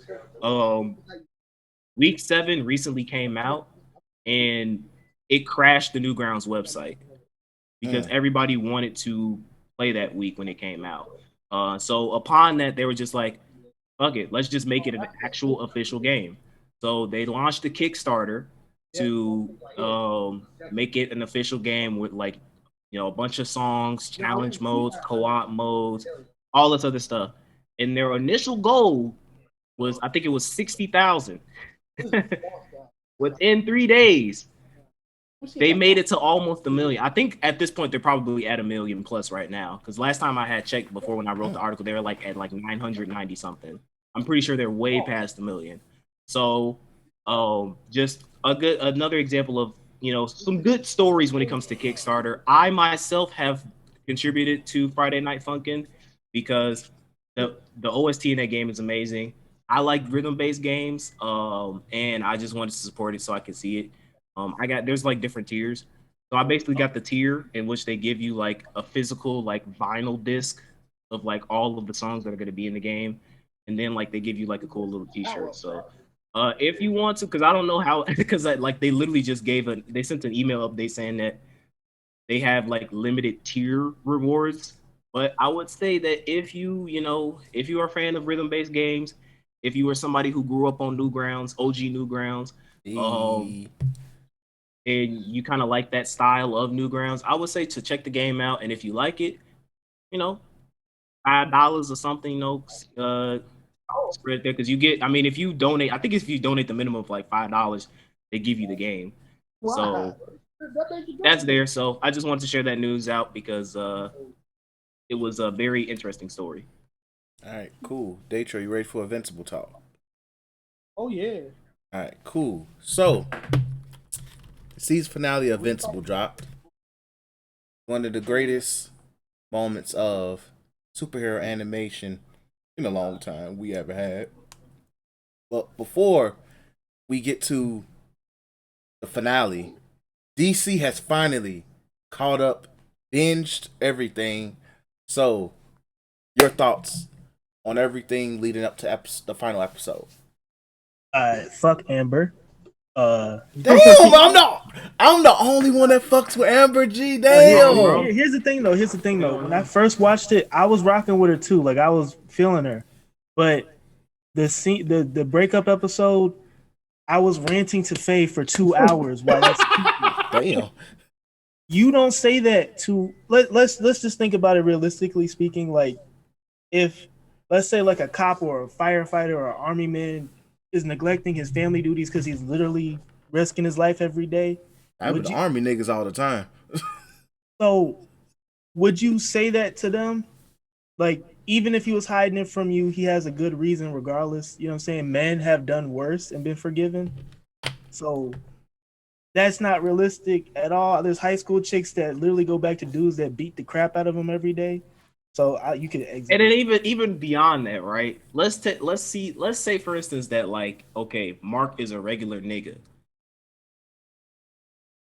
You see this robotic nigga piecing people up.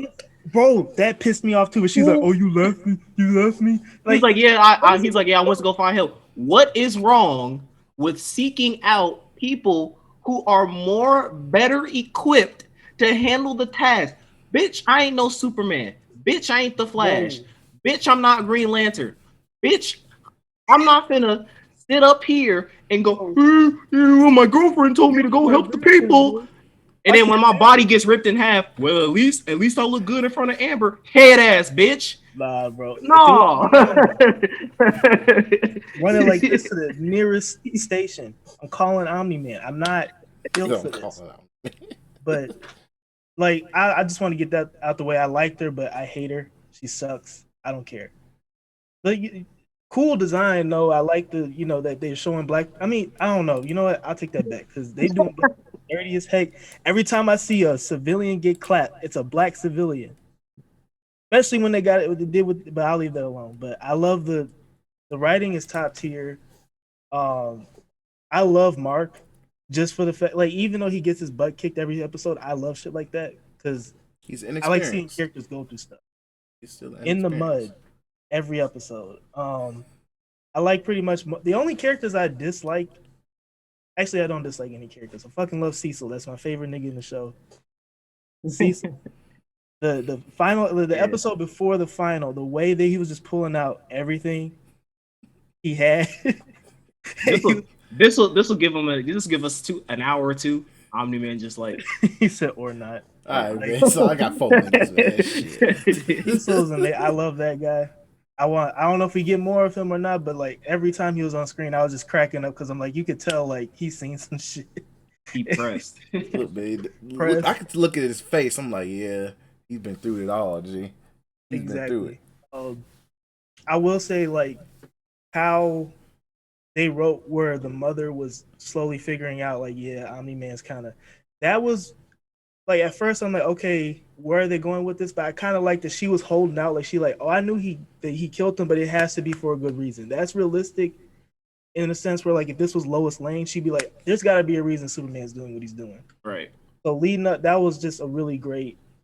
Like there was no plot holes in my opinion from the whole them reacting to him slowly getting more irate, more villainous, I guess. But that's just. I'll save all that because everything I have is for like the last episode because that shit just fucking amazing. But yeah, Invincible's really great. It took nothing but 2 episodes to get me to be like, yeah, this is it. This is everything they said. I don't need this. Could be the most. It could peak right here, and I'm still going to give it a 9 out of 10. So every episode was great. That's all I gotta say for that. But we could get into the last episode. All right, Daytra, you could lead the discussion for episode 8.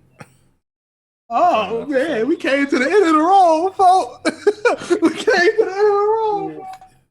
Episode 8. 8 for 8. And as we would say, last episode was one of the better episodes of the show. This fucking episode, bro. Watch this last episode out. I literally screamed like, "What the fuck?" while I was watching the show. G, shows rarely do that for me. I was literally like, "What the fuck is going on?" I mean, You gotta just find one there. So like, there. Where do we start? So we start off with Omni-Man and Mark talking, and Omni-Man basically, for paraphrase reasons, was like, "Look, Mark, that nigga got packed up right there. I had to pack him up. Why? I'm a Viltrumite. Everything I told you was a lie. Us Viltrumite niggas, we from a planet where only real niggas survive. and they show a highlight tape. Oh, of hold real on, niggas hold on, hold surviving. on, hold on, hold on. I gotta do my world tour because this is second. This 2 for 2. I was fucking right. I was fucking right. I see. You can check the archives. You can check When we were talking about like the fact like what could Omni-Man's intentions be, I said it was like some kind of I said it was like some kind of Brightburn situation, but I basically said that they go to these planets under the guise of like, oh yeah, you know, we here to save you, but the ultimate goal is on some like Frieza, Planet Vegeta type shit where they supposed to subjugate them and put them under their own rules. G, I was like, let's go. My IQ. And that don't care. That was cold. I didn't get spoiled at that point, but I always knew that Omni-Man wasn't, right. In terms, and I always knew it was because of him being a Viltrumite. So, but you was definitely spot on. That was what's up, low key. But when he was talking about Viltrumite and how it was a battle royale to see who was the best and stuff like that and whatnot, and they was basically eliminated a week. A lot of Nazi shit, by the way. That's a lot of Nazi shit going to somebody else's place, making these people perfect and whatnot. What if they don't want to be? Then Chambers. But in that scene, I want to let y'all know something right now. That big swole nigga, I'm gonna spoil his name for y'all, just so I can get it hype. The big swole old man, his name is Conquest. Hey, that's a real. That's his name. His name is Conquest. The dude who was talking to Mark. No, when he was doing the flashback, he was showing all the Viltrumites that's alive. It was a swole old man with a mustache. Oh yeah. Like this. His name is Conquest. Oh, he sound like a real nigga. Yeah, G, like, come on, man. Yeah, you won't matter. So basically told him like this is what Viltrumite is doing. He's like, bro, like what do you mean? Like this is not right. You love her. He's like, no, I don't, son. I'm a Viltrumite. It's in my blood, B. What about your mama? You're lying right here, bro. I had to pause when he said that shit. Like, I had to pause. And after he said that, Mark ticked. And the Church of Future appointed him to deacon. Yeah. They started fighting. Crazy fights. A lot of people talk about. We ain't gonna say what he said. We didn't say what he said. Go ahead, say it. Well, he's more like a pet to me. Yeah, you said that. Bro, like I view her like a pet, Yeah. But she's more like a pet to me. She He broke out crying, G. Yeah, definitely. He said some other things about Mark's aging within that too. I think that's within the whole fight they talk a lot. But he said some things about like Mark's aging, which is that like, bro, you by the time you turn, you won't age. You won't physically look like your age by the time you turn like. You won't look 30 for like 5,000 years. Put it like that. Like you age really, really fucking slow. Saying. Yeah, definitely. You can really see a lot of the Saiyan shit in there. Dragon Ball, yep. Dragon Ball. Yeah, you can definitely see that in there. But I want to get to this point because we're gonna talk more about the fight scenes and stuff like that. A lot of people talk about the animation in the show. Now look, I do too. Like Tyler said, he loved the animation. I rock with it too. It's decent. People have this thing, okay? Especially people who don't watch shit when it premieres, right? Mm-hmm. Especially people who don't watch shit when it premieres, right? They have this thing of now, I'm watching something when it don't premiere, especially if you like episode 7 is when you started watching the show. They have this thing in which they go put their goggles on and said, I'm gonna find the reason why this show is not as hype as everybody said it is. Oh yeah, internet rule. If the majority likes it, you dislike it. So people, bro, if you can go in any show and find out inconsistencies in animation, because in animation, wait. So they were pausing frames? No, they weren't pausing frames. They were just finding ways to crap on the show. Yeah. So there was parts in the show when it highly adapts off the comic. Just like if you look at if you look at like when you look at Jinwoo, what's the anime called with Jinwoo? Solo Leveling. Yeah. Solo Leveling. Every panel ain't crazy, right? Every panel of what Jinwoo on it ain't some beautiful fucking coloristic thing. No. There's a lot, but it's not, right? And just because you don't go that hard on every single panel, correct? So when you adapting shit straight from the comic, it happens a lot. They don't do it in a My Hero sense, or literally as frame for frame, but they do it in the sense of certain scenes. So the scene that's my PlayStation picture now of him going like this. Think, Mark. That's directly from the comic of him like think, Mark, think. That's why that I look shit so was fucking fire to me, dog. Yeah, that's why I look so different from the show. That's why I look so different than how he usually look. The scene in which, like, I know people saw that. How the animation quality changed when he was looking at Mark in the baseball and how Omni-Man looked. Those are shots from the comic. That's why his face looks so fucking weird. But this the thing. And I say this to anybody that's listening, to my homies and stuff like that too. This is why I don't hold expectations for shit. Because expectations are meant for you to fucking find the worst in things. Because our human nature, most humans, and it's just our flesh, and I'm not cheating, we want wants to find the negativity in things. So me as a person, whenever somebody tell me to watch an anime, I wait weeks to watch it. Because I know me personally, I'm going to watch that shit. Let me make sure I'm muted. Is the orange thing on my mouth? I watch shit I watch shit for my enjoyment. I don't watch shit so I could go and say, DC, you was right, man. I thank the motherfuckers who made me watch the show. Like I always say, shout out to Ken for really getting me into anime. You know, shout out to the homies and shit like that. But I never watch shit for the sake of just fucking watching it. I watch for enjoyment. So when I'm watching something, I'm gonna watch not caring what the fuck other people think. If Cam and DC said this shit is 1 out of 0, guess the fuck what? That's what Cam and DC think about this show. You like it though. Yeah. So I will never. I hate when motherfuckers watch shit 8, 9 episodes in and just want to put a fork in motherfuckers' ride. Like, nigga, Invincible is very, very popular. It's going to continue to be very, very popular.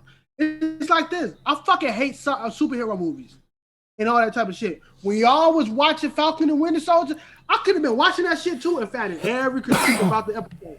Did I do the shit? No, because guess what? Why the fuck am I ruining somebody's enjoyment? So fucking stupid. Let me get back to the episode, right? So episode fire so far. And I want to get like some of the plot points out the way, and then we can just talk about the fight in general and how crazy it was. So at the point when Mark, started fighting his father, they go back to Cecil. And I would say this every time we talk about Invincible. That nigga Cecil has the worst job in the fucking world, bro. Yes, bro. This nigga Cecil has the worst job. But no, Cecil turns back to talking to Mark's mom, and like, yo, I'm sorry you have to hear that. And Mark's mom is just in the point of just like, I felt so bad for her throughout this entire episode. Hey, it's probably, I'm going to say this about Mark's mom. It's probably a good thing she's voiced by the Asian lady that used to be on Grey's Anatomy because she's used to dramatics. She killed this shit. Yeah, she did. Yeah, she killed it. A lot of people, a lot of great actors. I feel sorry. I feel sorry for motherfuckers in the voice actor realm who think because they can have a deep voice, they can be a villain. Because if actors really start voice acting, it's over with. You want to know how this shit happening? Because Lakeith Stanfield, I ever say his fucking first name, he and Yusuke, he also voiced them. He also voiced somebody else. He voiced somebody else in whatchamacallit. But a lot of these really, really good fucking actors, all they doing is voice acting. Oh, bro, a lot of niggas about to lose some jobs. If you ain't iconic, bro. But it also depends on like that bag, cause like if I wanted to hire a dude who do Omni-Man and Omni-Man dude like, hey, I'm gonna need like 10 mil. Right. You like? So think about this. Even if J.K. Rowling asked for a lot of money, right? J.K. Rowling probably asked for a medium amount of money because guess what? Bro, he only got to be there for a day. He recorded all his lines. You don't even have to be there. You just made like $15,000 in the hour. he could literally just. Yeah. He can read lines and send it in. Like a lot of people love to have it in the room, but like, come on, bro. Like It's like because of COVID, voice acting, they kind of had to change how voice acting goes. Yeah. Because a lot of times, like it helps if for like organic and just the feeling of voice acting, so it feels more real. It helps to have everybody in the room. You really don't, honestly.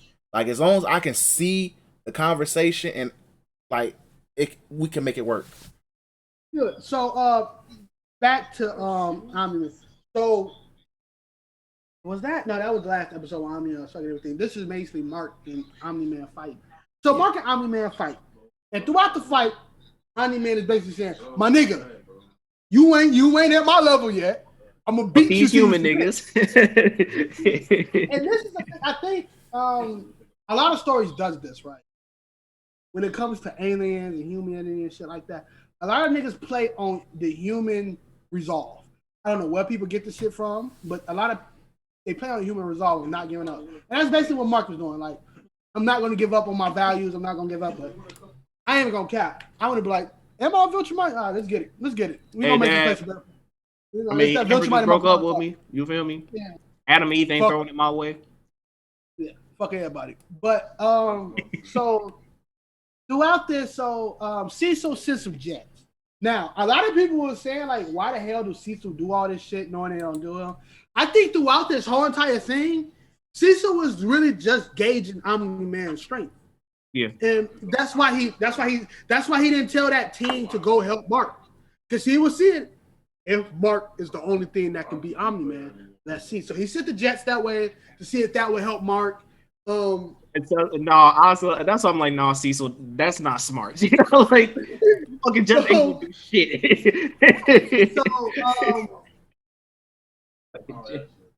He went through. He destroyed the jets, and Mark, showing his human side, they did a good job of showing that Mark is a hero. He's a hero through and through, but at what cost, right? So he saved the black dude. The black dude like, man, thank you, bro. Man, thank you. I swear to God. Why the fuck did you save this nigger, boy? the way he dropped, I was like, he must have saw that this dude was black. He said, why did you? He was like, why'd you save him? What was the reason for saving him? Crack. Look, he keeps like the life is so insignificant. Like he killed that man.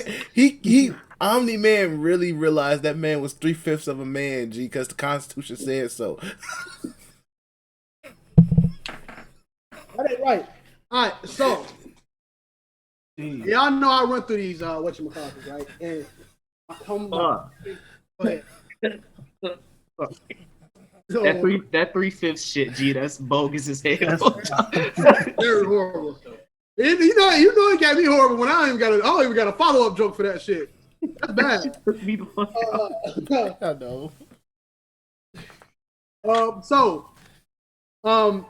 After that point, you know, Mark tried to fight back. Omni-Man literally on a war tour of just beating his ass and killing people along the way. He destroyed downtown Chicago. That blew me. He took this nigga to the rack. He took that nigga to Michigan Avenue, bro. These people go die because you, my nigga. Like I'm saying, like, BK on my back.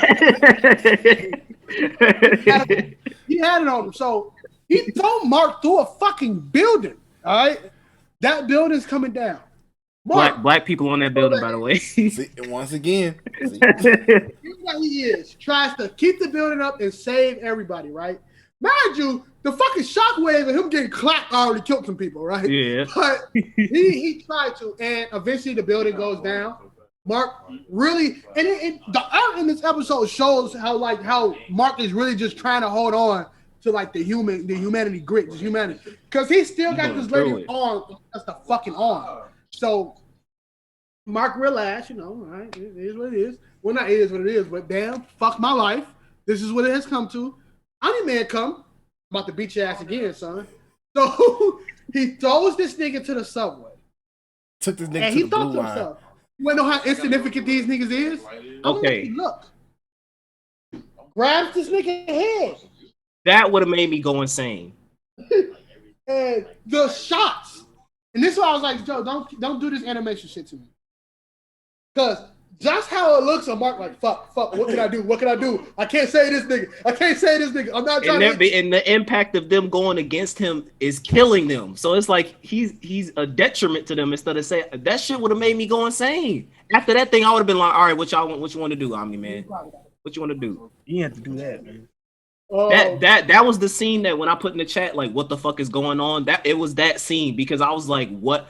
I've seen some wild shit in my days, but that scene right there, that shit took me out. I had to pause and go like, okay, all right, I need to go get some water, some shit like that, bro. This is too much for me. I was just shaking my head. I'm like, bro, what the hell, G? I had to rewind. I'm like, say, gee, why is he doing this? That was sick. Because we was watching it, so I couldn't pause and shit. But we was watching it, and I was just like this the whole entire time. I was just like yeah. So we was watching as a group. We did one of them OG super joints. But this right here, right? So not only did he, clap that nigga in the subway, they also created Titanic Part 2, which. That they crashed there went to a fucking ship. Mind you, for no fucking reason at all, just to do the shit. He went to a ship, sunk the bitch. He also threw Mark into a mountain. Throwing Mark into a mountain created an avalanche and destroyed whatever city that was at the bottom of that. And throughout that dialogue, he was basically saying like, Mark, this is the reason. Like, their lives are so small, it's significant. Look at all this shit. I can keep this shit going. We'll still be alive. Like, we're Viltrumites. Like, this is what we have to do. I can't turn back on it. And then episode 2 when he went through that planet.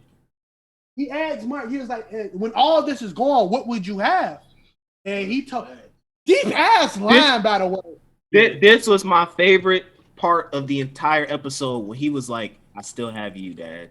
That shit, that almost made me tear up, G. Because it was the way he said it, I was like, damn, dog. I was like, okay. I like that. Fight scene was cool and all, but this was my favorite scene in the entire show. Yeah, no, it was probably my favorite scene too.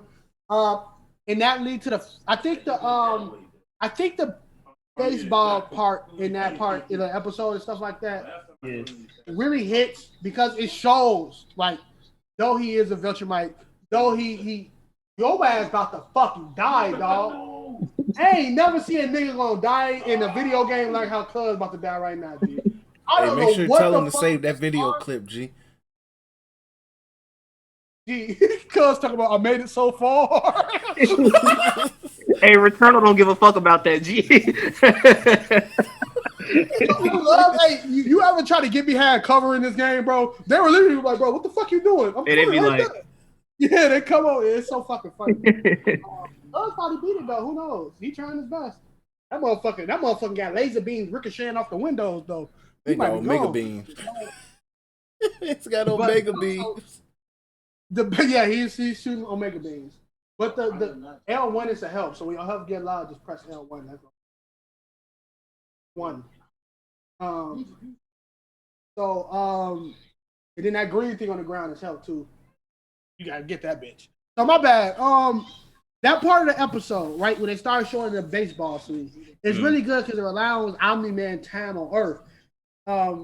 But it shows that his love for his son wasn't just building up another Viltrumite. He has legit love for his son. He cares for his son.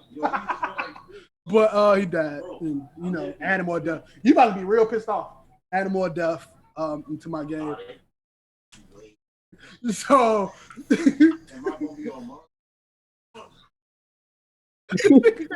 hey, I told you. Hey, you remember that was a fast stop pistol you had? That shit gone, my nigga. That would hurt my soul, G. Don't worry, when you go through that door, you're gonna be back. You be growing attached to some of your Karens too. Like I really like Karen Mark II. Like I had a bond with Karen Mark II, and then she just fucking died, and I'm like. So I think all in all, and we can all talk. Y'all can start, coming in about the episode and what y'all love about it. I think all in all, this episode play on emotions a lot. It plays on a lot of things. One, it shows the resolve like humanity and stuff. Oh, let me go to the end. The end, Omni-Man peel off because he realized I am killing my son. This is my seed. So he peels off. Don't know where the fuck he's going, but he peels off. He's going back to Viltrumite, I think. I know where he's going, but I know where he's going because I know where he's going, but I'm not saying that. Damn, niggas, y'all just love spoiling shit, huh? Damn. Y'all ain't got no patience. Hold on, you have to find out what was next, DC, huh? No, remember when I said I read up on it a little bit before I watched it? Like I kind of knew what was going on, so that was. Yeah, I read up on stuff after watching the first 3 episodes. I read up. I would let y'all know when I read. That's not a boss play. I would let y'all know if I'm a read or not when they tell me when season 3 coming out. I mean season 2. If they tell me 2023, y'all about to see Invincible volumes right there. I'm not fucking going, bro. But no. So back onto the show. I think when he eventually he heals back up. They show what the world what happens with the world and stuff like that. He goes back to the Cecil talks to him, right? And Cecil basically give him a pep talk. Cecil, look, bro, we're not gonna talk to a character. Cecil got to be top 5, bro. He's a really fucking good. I love fucking Cecil, bro. Cecil, he was like, "Hey, listen, bro. We need a hero. Omni-Man done peeled out.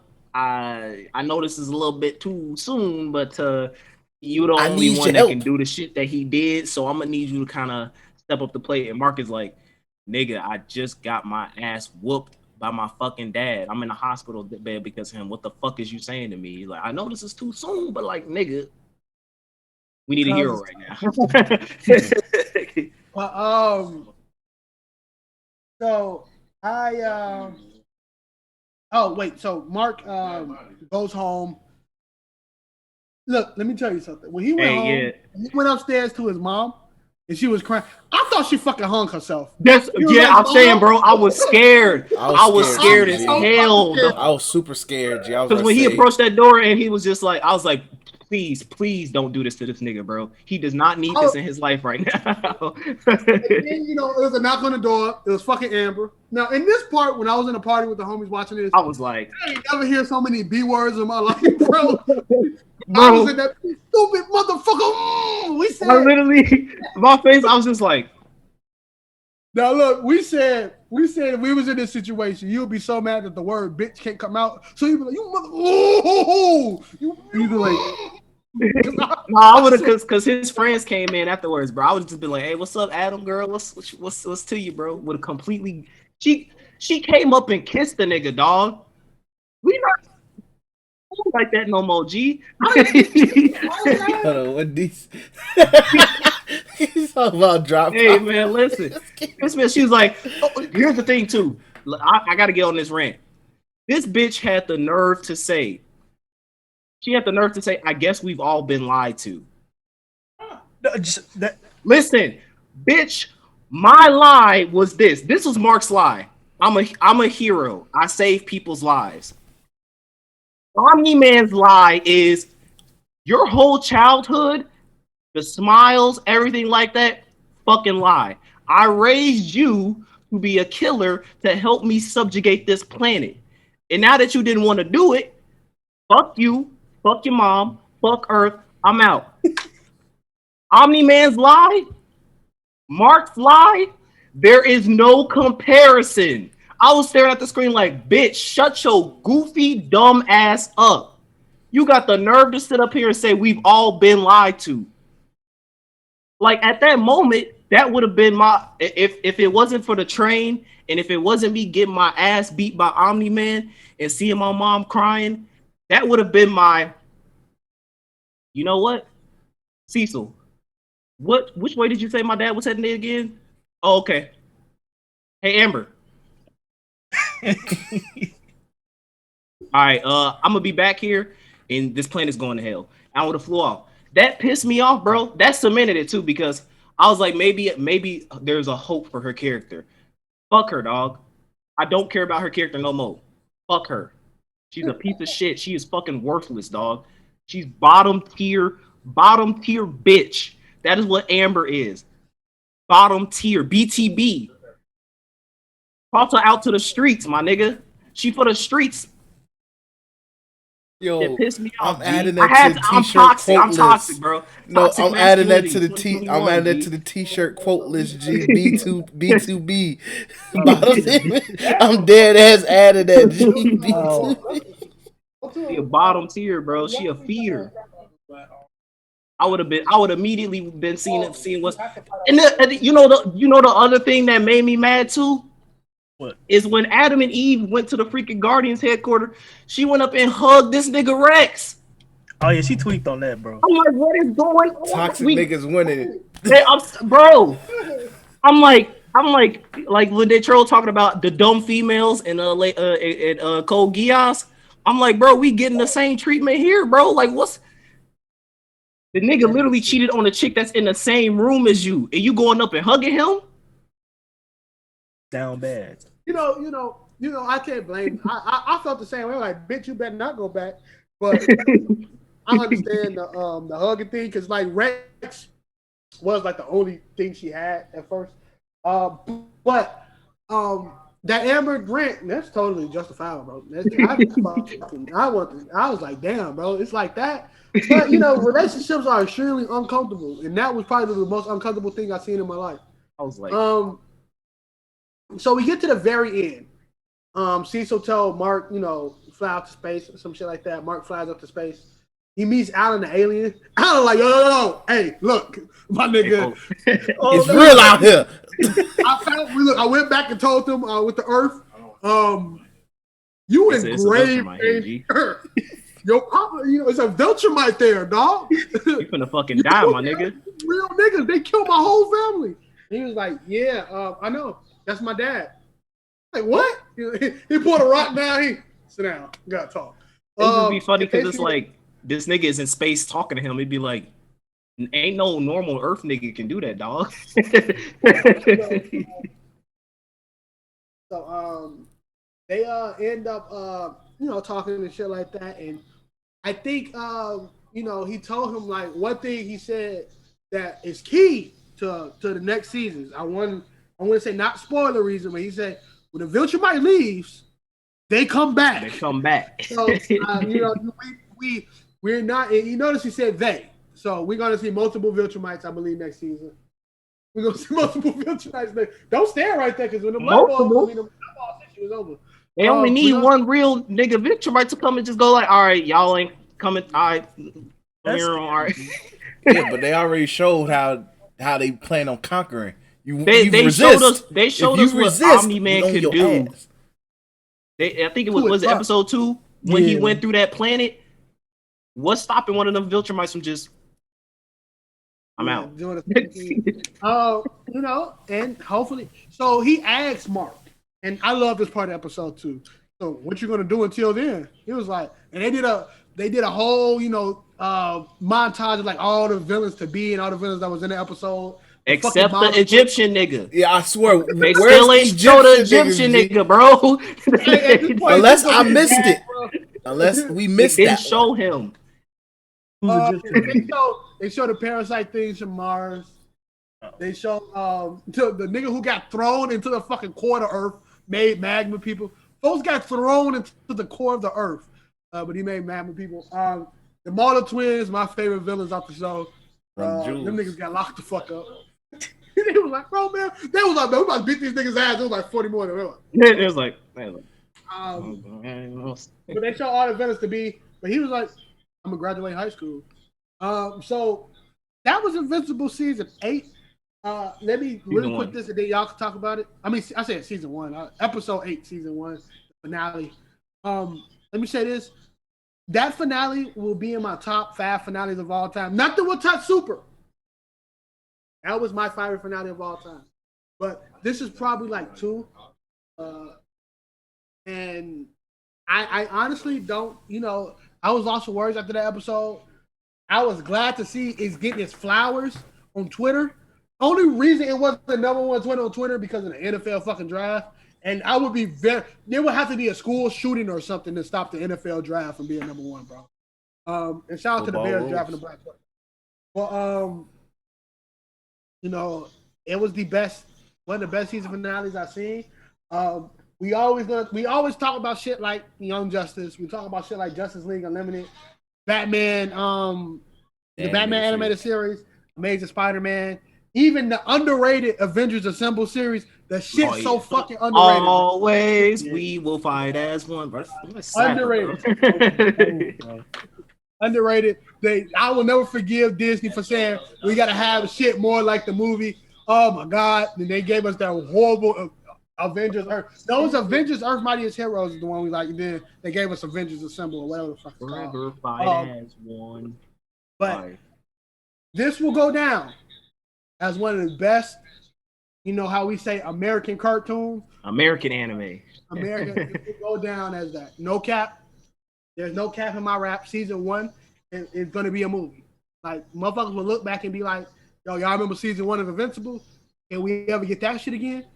People will compare animated shows about superheroes to fucking Invincible. Yep. Yeah. Very long. Like this. I don't know. Groundbreaking. Yeah, groundbreaking. There hasn't been a show like this.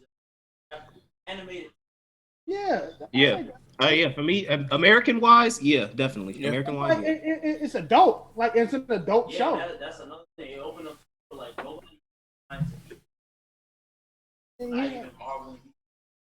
You know, DC has done its gore with its animated movies, but Marvel is the one that we look at. But Marvel did good when it came to Winter Soldier and shit. Not Winter Soldier, Tupac and Winter Soldier.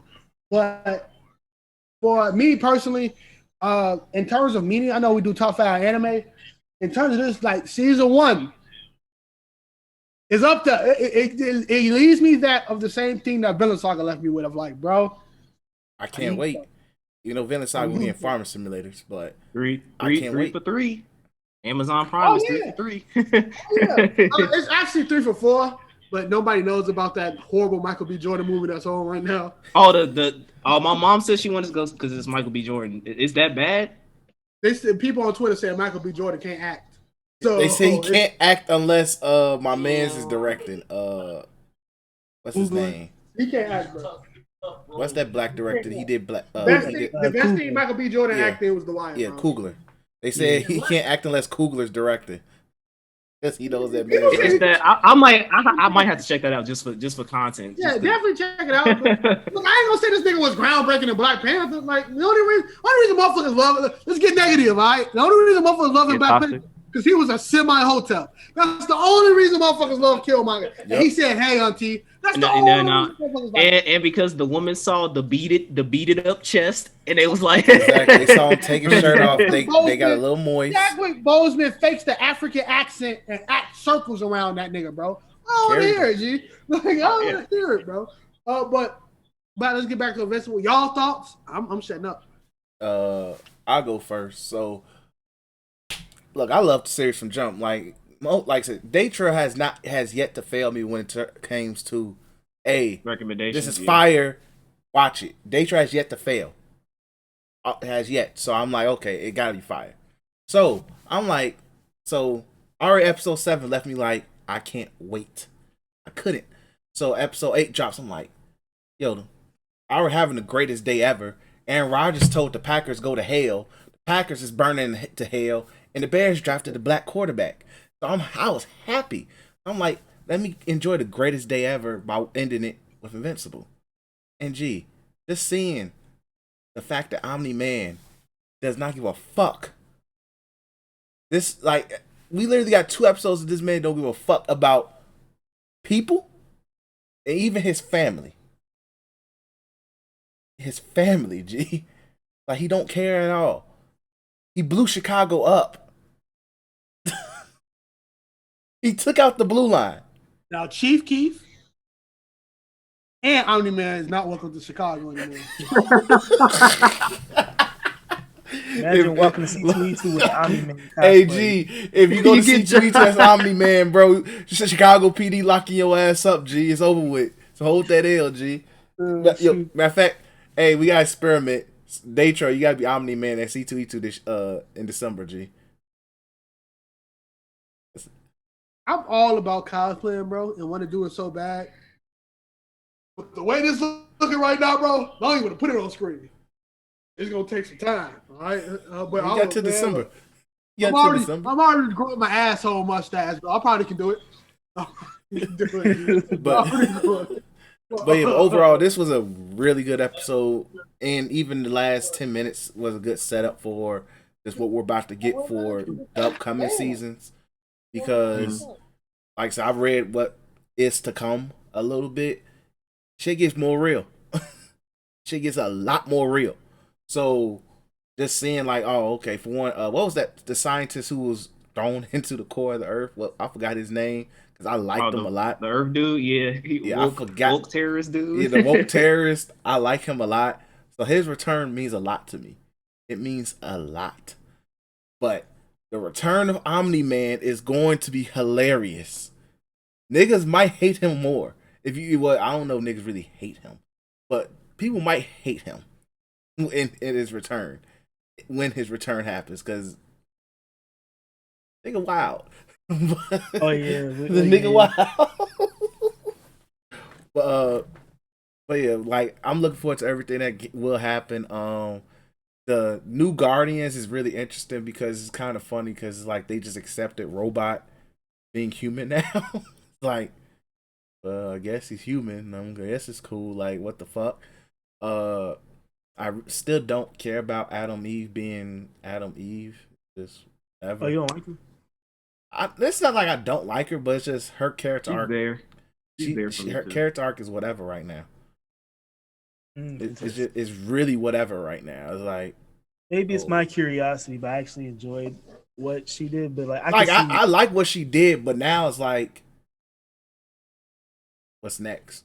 Yeah, I mean, and like after I saw what Omni-Man did, it's kind of like, yeah. Yeah, it's like I respect what she did, but afterwards, it like I'm not curious for what's happening with her next. Yeah, Omni-Man stuff. That's what I want. Yeah, it's like that's what I'm more curious on the new Guardians arc, the new like the at least what's going on with the villain shit. Immortal is still freaking alive, G. So that was funny as heck. I was crying laughing when he he said, "Where's Omni-Man?" Flew straight into getting ripped in half, a fist in the stomach. That's wild. So like Immortal's still alive.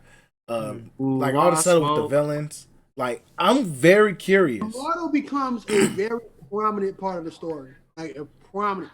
Now yes, Omni-Man slaps that nigga every time he sees him.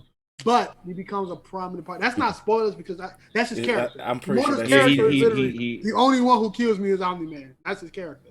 So but Immortal becomes a prominent part of that series. I think he helps Mark actually learn how to. Now this is not spoilers because I don't know, but I think he actually teaches Mark how to fucking fight. So, I hope so. I mean, yeah, I hope because that's the only so. Mark's weakness is literally he has no hands. Bro, that made me mad. He has no hands. Man. So bad, G. Somebody on Twitter was like, "Damn, Mark really got into between Amber or Adam E." That was like, bro, stop thinking about the bitches and start throwing hands. Hell no, bro. Like, G, that's the only issue. My boy has no hands, G. Like, come on, Dukes up, man. Like, gosh, like he made at least gave Omni-Man more of a fight if he had hands. It's like his pops not teach him how to fight. He said, "I'm gonna teach you how to fly, do all this other shit," but in terms of hands, I still think Omni-Man would have ran circles around that nigga. Yeah, even if he didn't but it would have at least been he probably at least would have legit damaged him. You know. No. Now remember when he punched him and Omni-Man said, "Please." He Exactly. literally got a good please. clean hit, and Omni-Man was like, "Bro." Because he didn't Stop teach him how to fight. He taught that nigga how to fly. The only reason why Mark survived that fight, even if he did have hands, is solely because he's Omni-Man's son. At any point of that fight, Omni-Man could have punched a hole through his stomach, lifted it up, and split him in half. And then when like, all right, I'm finna find me a Viltrumite bitch to fuck, and we gonna make Mark 2. I would have respected that too. I would have respected the hell out of that.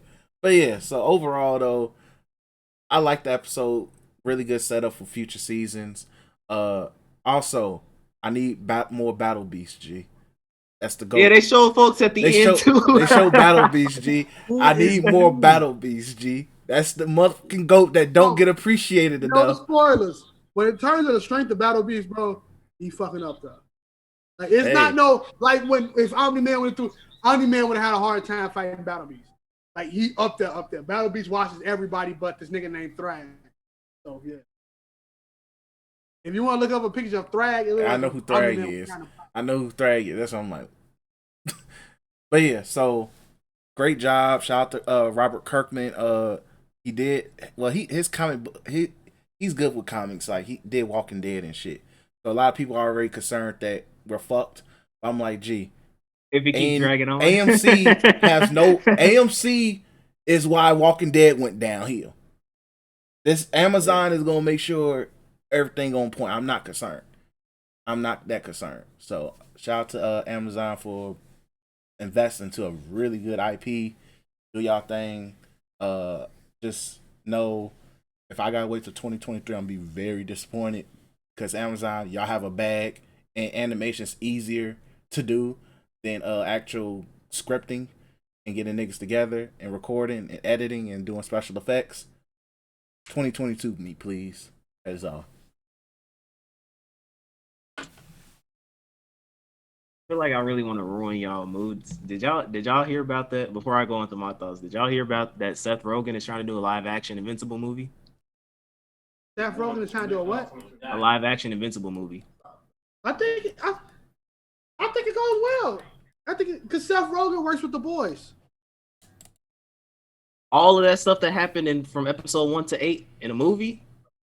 Oh no, I thought he was something, but no, he's trying to do like season 1 as a live action movie. Oh shit. Like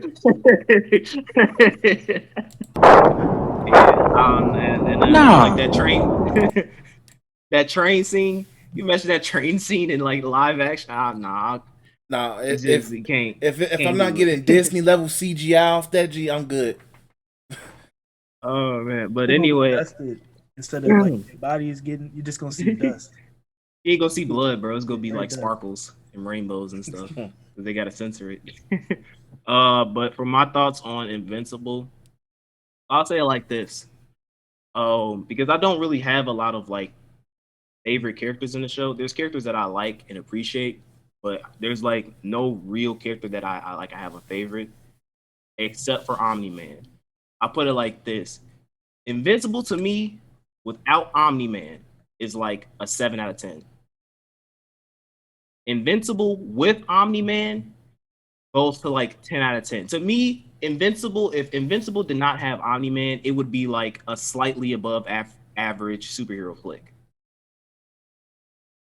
But the fact that that Omni-Man is there, to me, just he carried the show. I felt intimidated by him in every way of it was like they took Homelander and they gave him like the super soldier serum, the Infinity Gauntlet, and the anti-life matter equation, and then buffed him up on steroids. And that's what Omni-Man is. So I liked the show, but to me it was that every episode was more so, it wasn't like, oh, I can't wait to see what Mark does, or I can't wait to, it was like every episode after that was, every episode, especially after episode 1, I was like, what's Omni-Man gonna do next episode? What's Omni-Man gonna do next episode? Okay, all right. Especially when we got to episode 7, I was like, what's he gonna do next episode? So that was the integral factor that really made me like Invincible. I do like Mark as a character. I like that he basically wasn't a Rey. For my peeps who know the new Star Wars trilogy, he wasn't perfect at anything and everything, even though he just acquired his powers.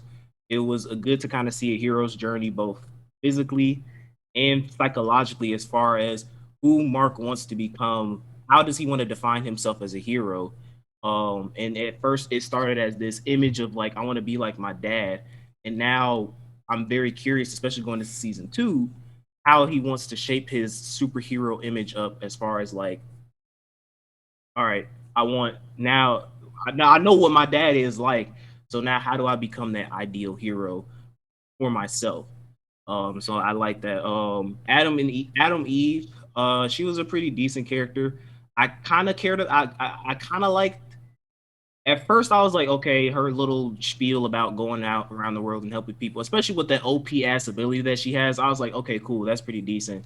But now, post Omni-Man fucking the world up, I kind of don't care about her arc as much, just because you have that over looming threat of the Viltrumite. So it's like, cool, you saved that forest fire, or you saved those citizens from a flood. But here comes a Viltrumite who could just wash through that shit in less than a second. And you can't do shit about that. Maybe, I don't know. I haven't read the comics. His friend was pretty cool. I do like the fact that it wasn't like, because we talk about agendas and shit like that. I do like the fact that it wasn't like in your face. Like a lot of the stuff as far as like inclusion and stuff, when it comes to like black characters, when it comes to people of like the LGBT community and stuff like that, it wasn't like in your face like all the stuff. I do like the fact that it was just like dude's gay, and it was like, all right, like let's move on. So I do like the fact that they were able to I include. didn't know he was gay until the boyfriend episode. I knew he was gay for because he made a joke in like the first episode. He was like, he said something, and then Mark looked at him weird, and he was like, oh, okay, I'll say a straight joke. I'll say a straight joke or something. He's also like white, so you already know how they be joking. So that's why I was like, That's true though. I ain't know. It is true, yeah, but I just the show is definitely. I mean, like his mom is Asian. Like it's a lot of the show has a lot of like really cool inclusion. So it's pretty dope to see that in like a comic book form. Um, you already know how I feel about Amber. Fuck that bitch. Um, and I would say like the weakest point of this show was when they went to the college. That was episode 6, right? So yeah, I would say that was the weakest point, but in no way was that like a bad episode. I would just say that was the weakest of the entire season. But the finale episode was definitely the best episode out of the entire series. The dialogue between Omni-Man and Mark when he had punched him into that mountaintop, and he was just like, he's like, "Why'd you make me do this?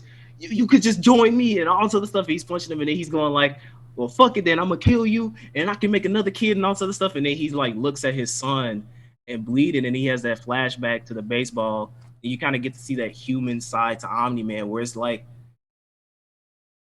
he's a fucked up man, but he does have that human side to him. He's not 100% evil. He has that one sliver of hope with his human side, and I wonder, and I'm very curious to see how that plays out in future confrontations with Omni-Man and Earth, or Omni-Man with Mark and things like that. So all in all, if I were to give Invincible a rating off of season 1 alone, that shit is a 10 out of 10. 10 out of 10 on my scale. It does not mean it's perfect. I want y'all to realize that. It does not mean it's a perfect show. 10 out of 10 on my scale is I literally spent an hour after the finale ended staring at my TV, contemplating what the fuck I just saw. A lot of shows don't do that for me. If a show makes me literally go like, oh shit, what did I just see? Why the fuck was that so good? And I need to see more. And that's exactly what Invincible does for me. So I'm very excited for season 2. I don't care how long it takes for me, because if people can joke about it and say, "Oh, we ain't getting season 2 for 5 years," nigga, you talking to a Kingdom Hearts fan. You talking to somebody that's wait 14 fucking years for number 3. You talking to somebody who plays JRPGs. All the JRPGs that I'm excited to come out a month before they can release, delayed. Oh man. So, exactly, man. I don't care. I can wait as long as it takes, man. It is what it is. If it takes 3 years, 2 years, however long they need to get that excellent production quality, I'll wait that long. Because hey, maybe by then we'll get Boys season 3, so we have something to tide us over. But that's it for me. Shout out to Amazon. For me, you're 3 for 3. You got Vinland Saga, you got The Boys, and now you got Invincible. So fuck you, Jeff Bezos, but shout out to Amazon Prime or Amazon Videos. Yeah, I agree. Like The finale was amazing. There's just so many quotables. We can't even hit them all. Um, I think if you're hating on this show, you're trying really hard to be different because it hits all the bases. If you're an emotional person, it's there. If you're a person that's like traditional superhero stuff, it's there. The world Wanna building was be actually I fans? love it. It's just hands was there. In terms of animation, if people are complaining about animation, you don't know animation, so shut the fuck up. Because I mean I'm not an animation major, but I've had experience seeing it. I didn't see no issues with this show at all. So doing the most. Um, in terms of character, man, I don't know. I just love the cast. Like it's been a while. I mean, y'all saw my review of Young Justice season 3. So You talking about the what did they call themselves? the outsiders or whatever, Yeah, Yeah. the group with the what is that? magma. Halo, Yeah, and the other people. Yeah, I couldn't care less about that group. I know what you mean. for these superhero shows, you have to have a good supporting cast. If you don't, it's not gonna. This is the best supporting cast I've like seen in like a superhero genre show, animated wise, since like maybe I don't know, Young Justice season 1. So they just did a bang up job. Whoever made the comic, bro, you you got a gold mine up here because this kind like you took what we know, you took what we are used to, and you did your own spin to it, and it's fresh. Like couldn't really guess anything as I was watching it. I was just going for the ride. It was fun experience overall. So that's all I gotta say because y'all already hit everything else. Oh, I will say though, um, the episode I forgot to say this, but like the episode with the black dude who turns into rock, and Omni-Man told him, Oh yeah, "Yeah, I already know this play. He's tricking you." I love that episode. That's my favorite episode besides the season finale. that was episode 5, I think. Right? Because Yeah, that was after he before the gets college. clapped Yeah, in the end. yeah. Yeah, that was my favorite episode because the black dude literally. I didn't expect it to go that way. I thought it was gonna be like, oh, the it's gonna be a kumbaya at the end, like, oh, superheroes do care about us, street level niggas. Nah, he straight kingpinned him, and I loved every bit of it, bro. So I'm excited if we do get to see more of that. I'm excited for that if we do get to see more because that was interesting. I want to see Mark, get some closure from that situation. So that's it for me. Um, and also I need to see what the fuck is up with that Egyptian nigga.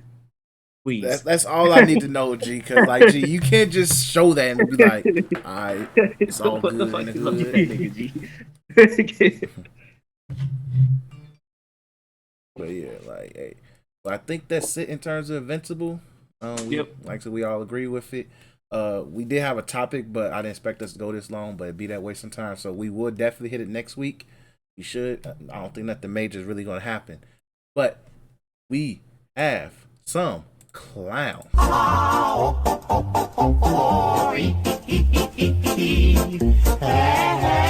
Goofy ass niggas out here. So, my clowns. Matter of fact, I have a clown and a goat, but my clown leads into my goat. So, as you probably already heard on the pod, I'm a happy Chicago Bears fan right now. But I have to clown. I have to clown the Green Bay Packers real quick, G. Why? Because you niggas help bring me joy. But it's the clown in y'all that deserves to be clowned. And the reason why is because you niggas had one job. One job is to keep that fuck nigga 12 happy. All you had to do is keep discount double check happy. And no, y'all didn't. Y'all did not. For the past 2 years, y'all started the progress of chasing that bitch ass nigga away. And I'm glad y'all did. I'm very happy you did. I'm glad y'all drafted a mid-tier black quarterback. I'm happy y'all did. Because discount double check wasn't happy about that. I'm happy that literally y'all told that nigga as he was going to war with Tom Brady, we're not giving you the ball in a critical point of the game. We're going to kick a field goal. I'm glad y'all did that. I'm Wait, glad. he wasn't happy that they got a black quarterback. Well, he's not happy they drafted a quarterback, but it was fact he was black doesn't help either. I'm pretty sure, but Damn. but still, point is y'all just started just not giving a fuck about Aaron Rodgers. Aaron Rodgers literally tried out to be on Jeopardy That's how badly he wants out. He says he does not want to play for you guys no more. Every single moment of Thursday, I was in joy because there was more. Aaron Rodgers does not fuck with the Packers no more. Them niggas was going to his house begging, simping, and crying because this nigga does not want to play for you guys no more. Nobody wants to live in Wisconsin for like during the months of God ever, matter of fact. Nobody does. But I'm pretty sure during the miserable months of July to January, nobody wants to live in Wisconsin. Nobody do. I don't. At all. I wouldn't. So I'm pretty sure a man who's making over $200 million to throw a football doesn't want to either. And plus his family don't like him. So he thinks he's gonna fuck with y'all? No. So thank you for being so clownish, Green Bay Packers, and your fan base. Thank you. Thank you so goddamn much. And as right now I transition to play the GOAT music. That's what I'm talking about! That's why he's MVP! That's why he's the GOAT! The GOAT! As you guys know, I was very critical, if you ever listen to any of these podcasts on You Tweaking Media, of the Chicago Bears this past season. I hate these niggas with a passion. Still do. Literally. But with hate comes love. And right now, I love these niggas. You only had one job on Thursday, which was not piss me the fuck off. But instead, you niggas brought me to tears, G. Tears. Because you niggas drafted a quarterback. A real quarterback. A black quarterback. Y'all drafted Justin Fields. Now, college football, I love Ohio State. If I was actually able to be 6'4" and carry my actual weight, I would probably went D1 and played college football at Ohio State. That was my dream. But genetics suck and it be that way sometimes. But point is this. I want you niggas to understand. Justin Fields is cold. That nigga's the truth. It's just because he's the black quarterback, they said he can't go number 1 or 2. So they sat there and said Mormon Mitch Trubisky is better than him, which is cap. Y'all sat there and said black Carson Wentz was better than him, cap. And then y'all even said a nigga whose name is Mac Jones was better than him, cap. And guess what? The Bears said, ooh, nobody wants him? Okay, we're trading up. And we're going to get him. And y'all did that. And I was happy. So the rumors that the Bears hate black quarterback can end. I'm tired of it. Thank you. We have a legit one. I bought the nigga's fucking jersey, G. So even if he's ass, I will cap. The same way I used to cap for Michael Vick, G. I used to cap for Michael Vick. But I'm going to cap hard for Justin Fields, G. Because guess what? I don't give a fuck. The Bears can go 0-16 next year. But if Justin Fields literally throws 16 touchdowns, I'm happy. Because that's my nigga. Just keep that nigga from O Block, and I'm happy. Keep that nigga from O Block. Keep that nigga from the hood. We archiving it live here. It is 11:30, Saturday, May 1st. Chris is happy right now as a Bears fan. Definitely. I'm waiting for that Facebook post.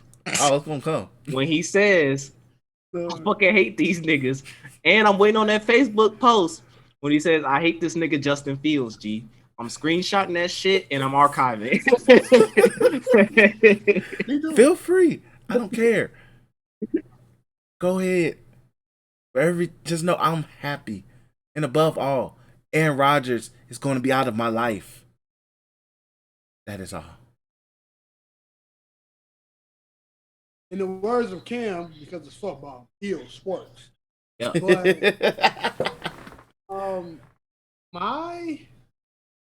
I haven't done this in a minute.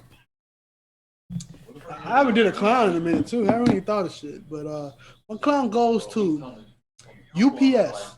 Now, there's 3 tiers of shipping. There's Amazon Prime shipping, which is the crib de la crib. The only thing you gotta worry about is they throw your flat screen TV over a fence. But they will get you your package the day you get it. The day they say it, they'll give it to you. It's very rare if they fuck up. Very rare. Then there's the very worst of the worst, and we use my middle finger for that one. USPS, the United States Postal Service. Don't pay attention to that bitch. You will not see that bitch. You will not see your package. That flat screen will be in somebody's TV. I mean, front room named Daryl. Daryl will be watching your flat screen TV. And then there's the guy in the middle, UPS. And I FedEx. bought this demonic contraption that everyone loves. I'm but I had mad to you get called this shit demonic, G. an air fryer. Oh, Now, shit. there's not no air fryer. I didn't get no $40 air fryer. My air fryer was like $120 or something. You got the real nigga one, G. Primo stuff. People, when I was my air dryer on, when I was in a party, I was setting up the air dryer. They're like, "Bro, are you setting up a bomb?" Because there's buttons on that bitch. All right, I think the wattage is like 14,000. That motherfucker cooks. All right, I haven't used a stove in days, except when I want some hot dogs, and I put them bitches in the air fryer afterwards. As you should.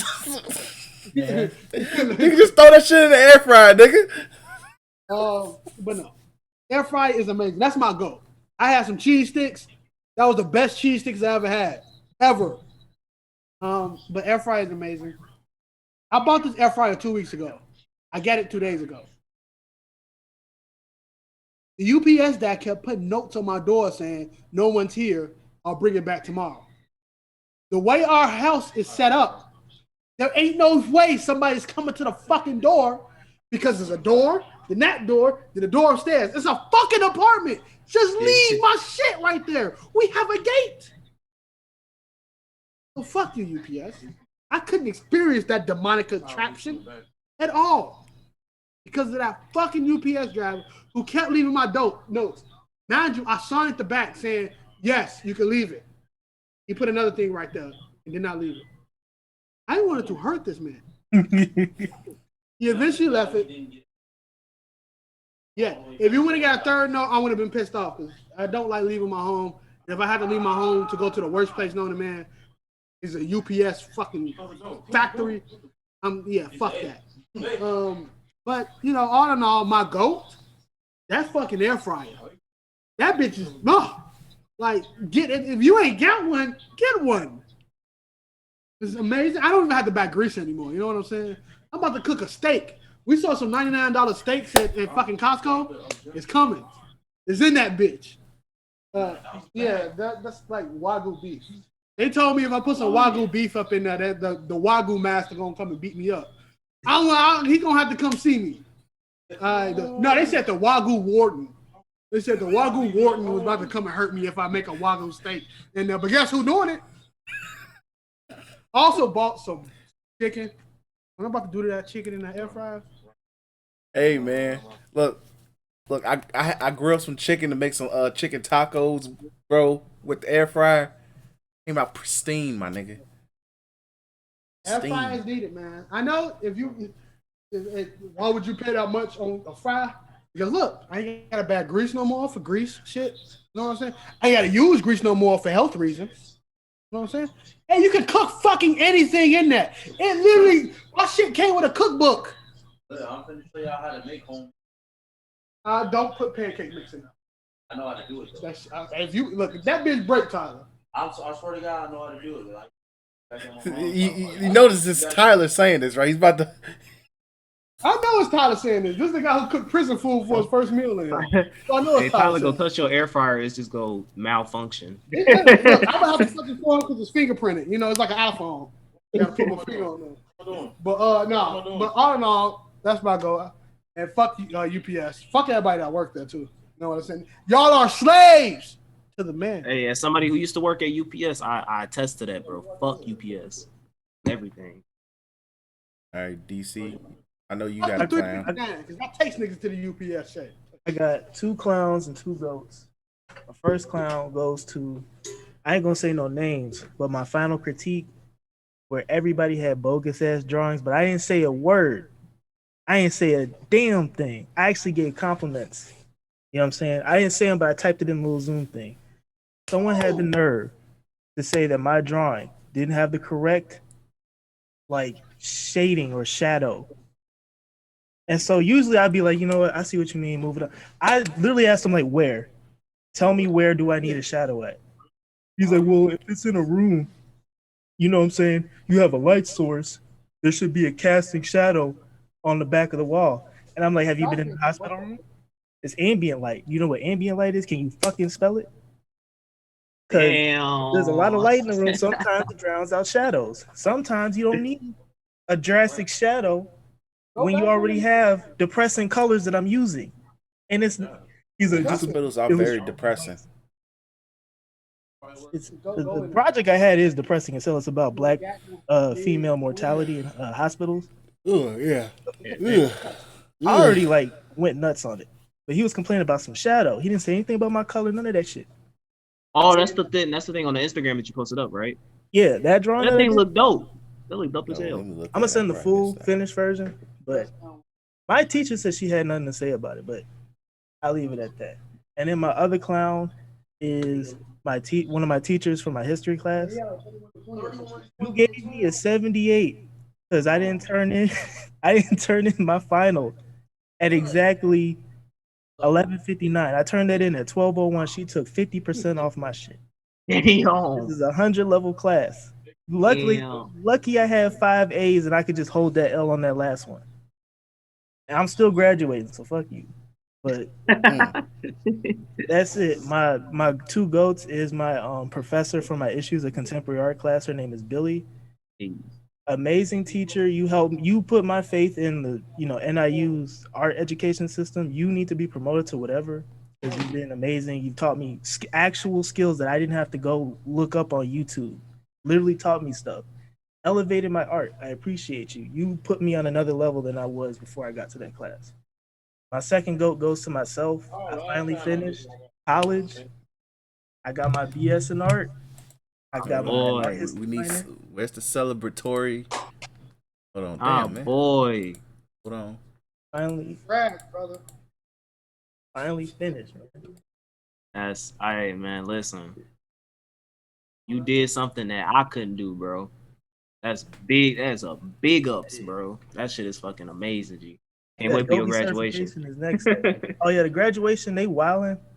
They said I have to they're doing like a live one, and I can only get 2 tickets, and I have like 4 family members that said they have to go, so they're gonna have to fight for that shit. I'm just gonna toss it. Whoever wins, Bro, don't let your mom and dad fight. Everybody, bro, they pressing me. They said we going. I'm like, there's only 2 tickets. Bro, your mom and dad above all, G. They birthed you. I would say your mom and dad, G. Birthed you, my G. siblings, bro. My siblings, they can watch it live, bro. Send them the link. That's a mom and pops moment, bro. Yeah, that's a mom and dad moment, G. I understand. Look, G, graduations are similar to wedding planning. Everybody who ever had a moment with you want to be there. But guess what? You can offer the tickets. You send the invitations. Niggas ain't going to show up.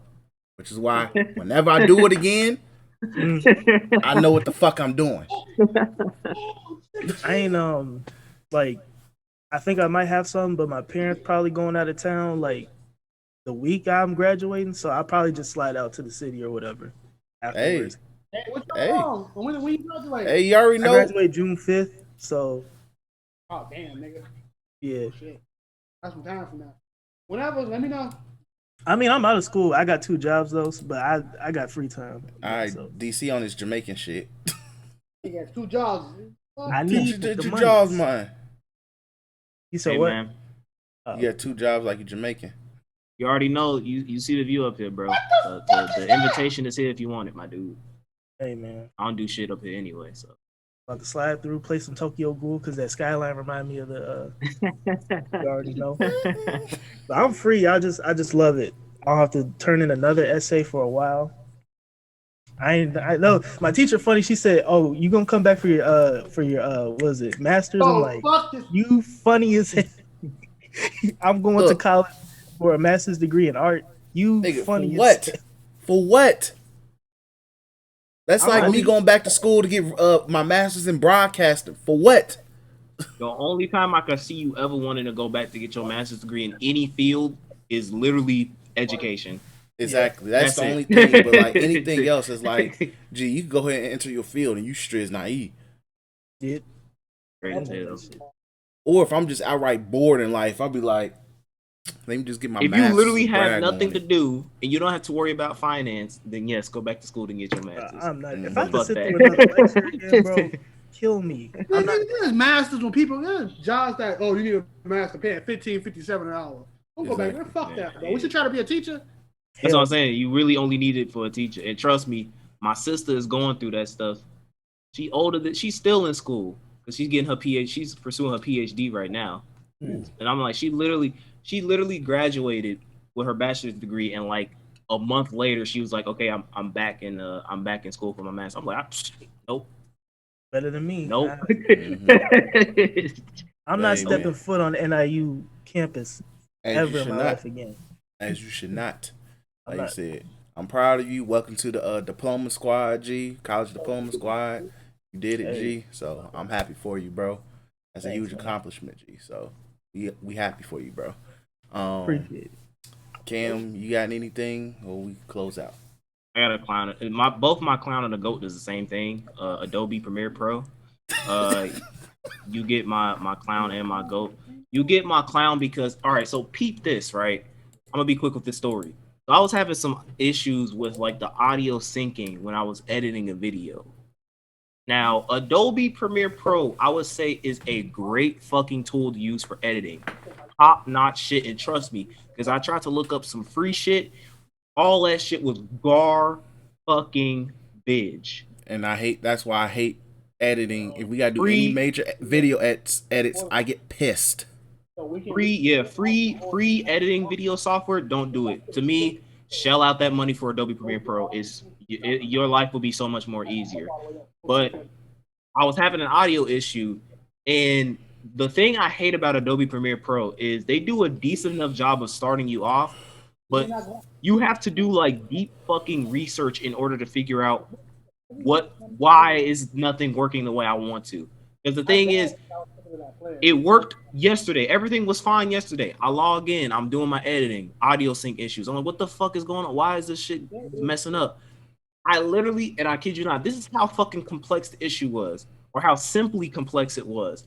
It was a dude in a YouTube comment who literally was like, yo, you having this audio issue? Go to your audio setting, do this, and it should work. I did it, and it worked. And I'm like, why the fuck is this shit not in Adobe? Like, why is there no quick fix issue? Why isn't there anything that tells me this is why your audio isn't working? None of that shit is there. You telling me I'm supposed to pay Adobe Premiere Pro for all my peeps that don't know per month. This ain't no per year thing. You can pay per year, but per month, that shit is expensive. You dropping a bag for Adobe Premiere Pro. Are you telling me all that money that I'm spending, you can't tell me what's wrong with my shit? I gotta look up some random dude on a YouTube comment who told me like, hey bro, this is how you fix the issue. Goofy ass niggas. So you get my clown for that, but you also get a goat because I have been having a blast editing. Actually, I mean, it's gonna be 12, but I gotta stay up late because I have to edit a video for tomorrow. So shout out to Adobe Premiere Pro and fuck you at the same time. So that's my clown and my goat. But yeah, so hey, look, Cam, when you can, Cam, can you share the login yet, or so that way I can download it if I can. Hey, I would have, because the thing is that we'd have to upgrade. Because the thing that I have right now is only for one desktop. okay. It's only for mine. I get it. All right. If we get to that point, I throw in what I can throw in, so because I'm getting frustrated with this free shit, G. Like just the edit audio is frustrating, G. So it's just like, hey, but let's get in the episode. We appreciate you guys for listening as always. You know, like we appreciate it. We give you guys tons of content on the YouTube side of things. So make sure you subscribe if you have not yet, please. We have gotten like I think 3-4 new subscribers. So shout out to that. Shout out to those whether you just watching Otaku plays or just all the content in itself. So I'm happy to see that increase. But yeah, like, comment, subscribe on everything we got. Taku Plays, the Black Otakus pod, Threes from the Ring, Timeless Vibes. Check it out. All of it. We appreciate it. Share it. Tell your people to check it out. On the audio side of things, make sure you Follow, subscribe on whatever platform you listen to us on the audio side of things. Copy some merch, utweakingmedia.net. Free shipping, UTM ships, $10 off, UTM vibes 10. And follow us on Twitter at the Black Otakus. At the Black Otakus, let you know when any episodes go up on the YouTube channel or just or the podcast in general. So check everything out. We appreciate you guys for listening, and peace. Johnny.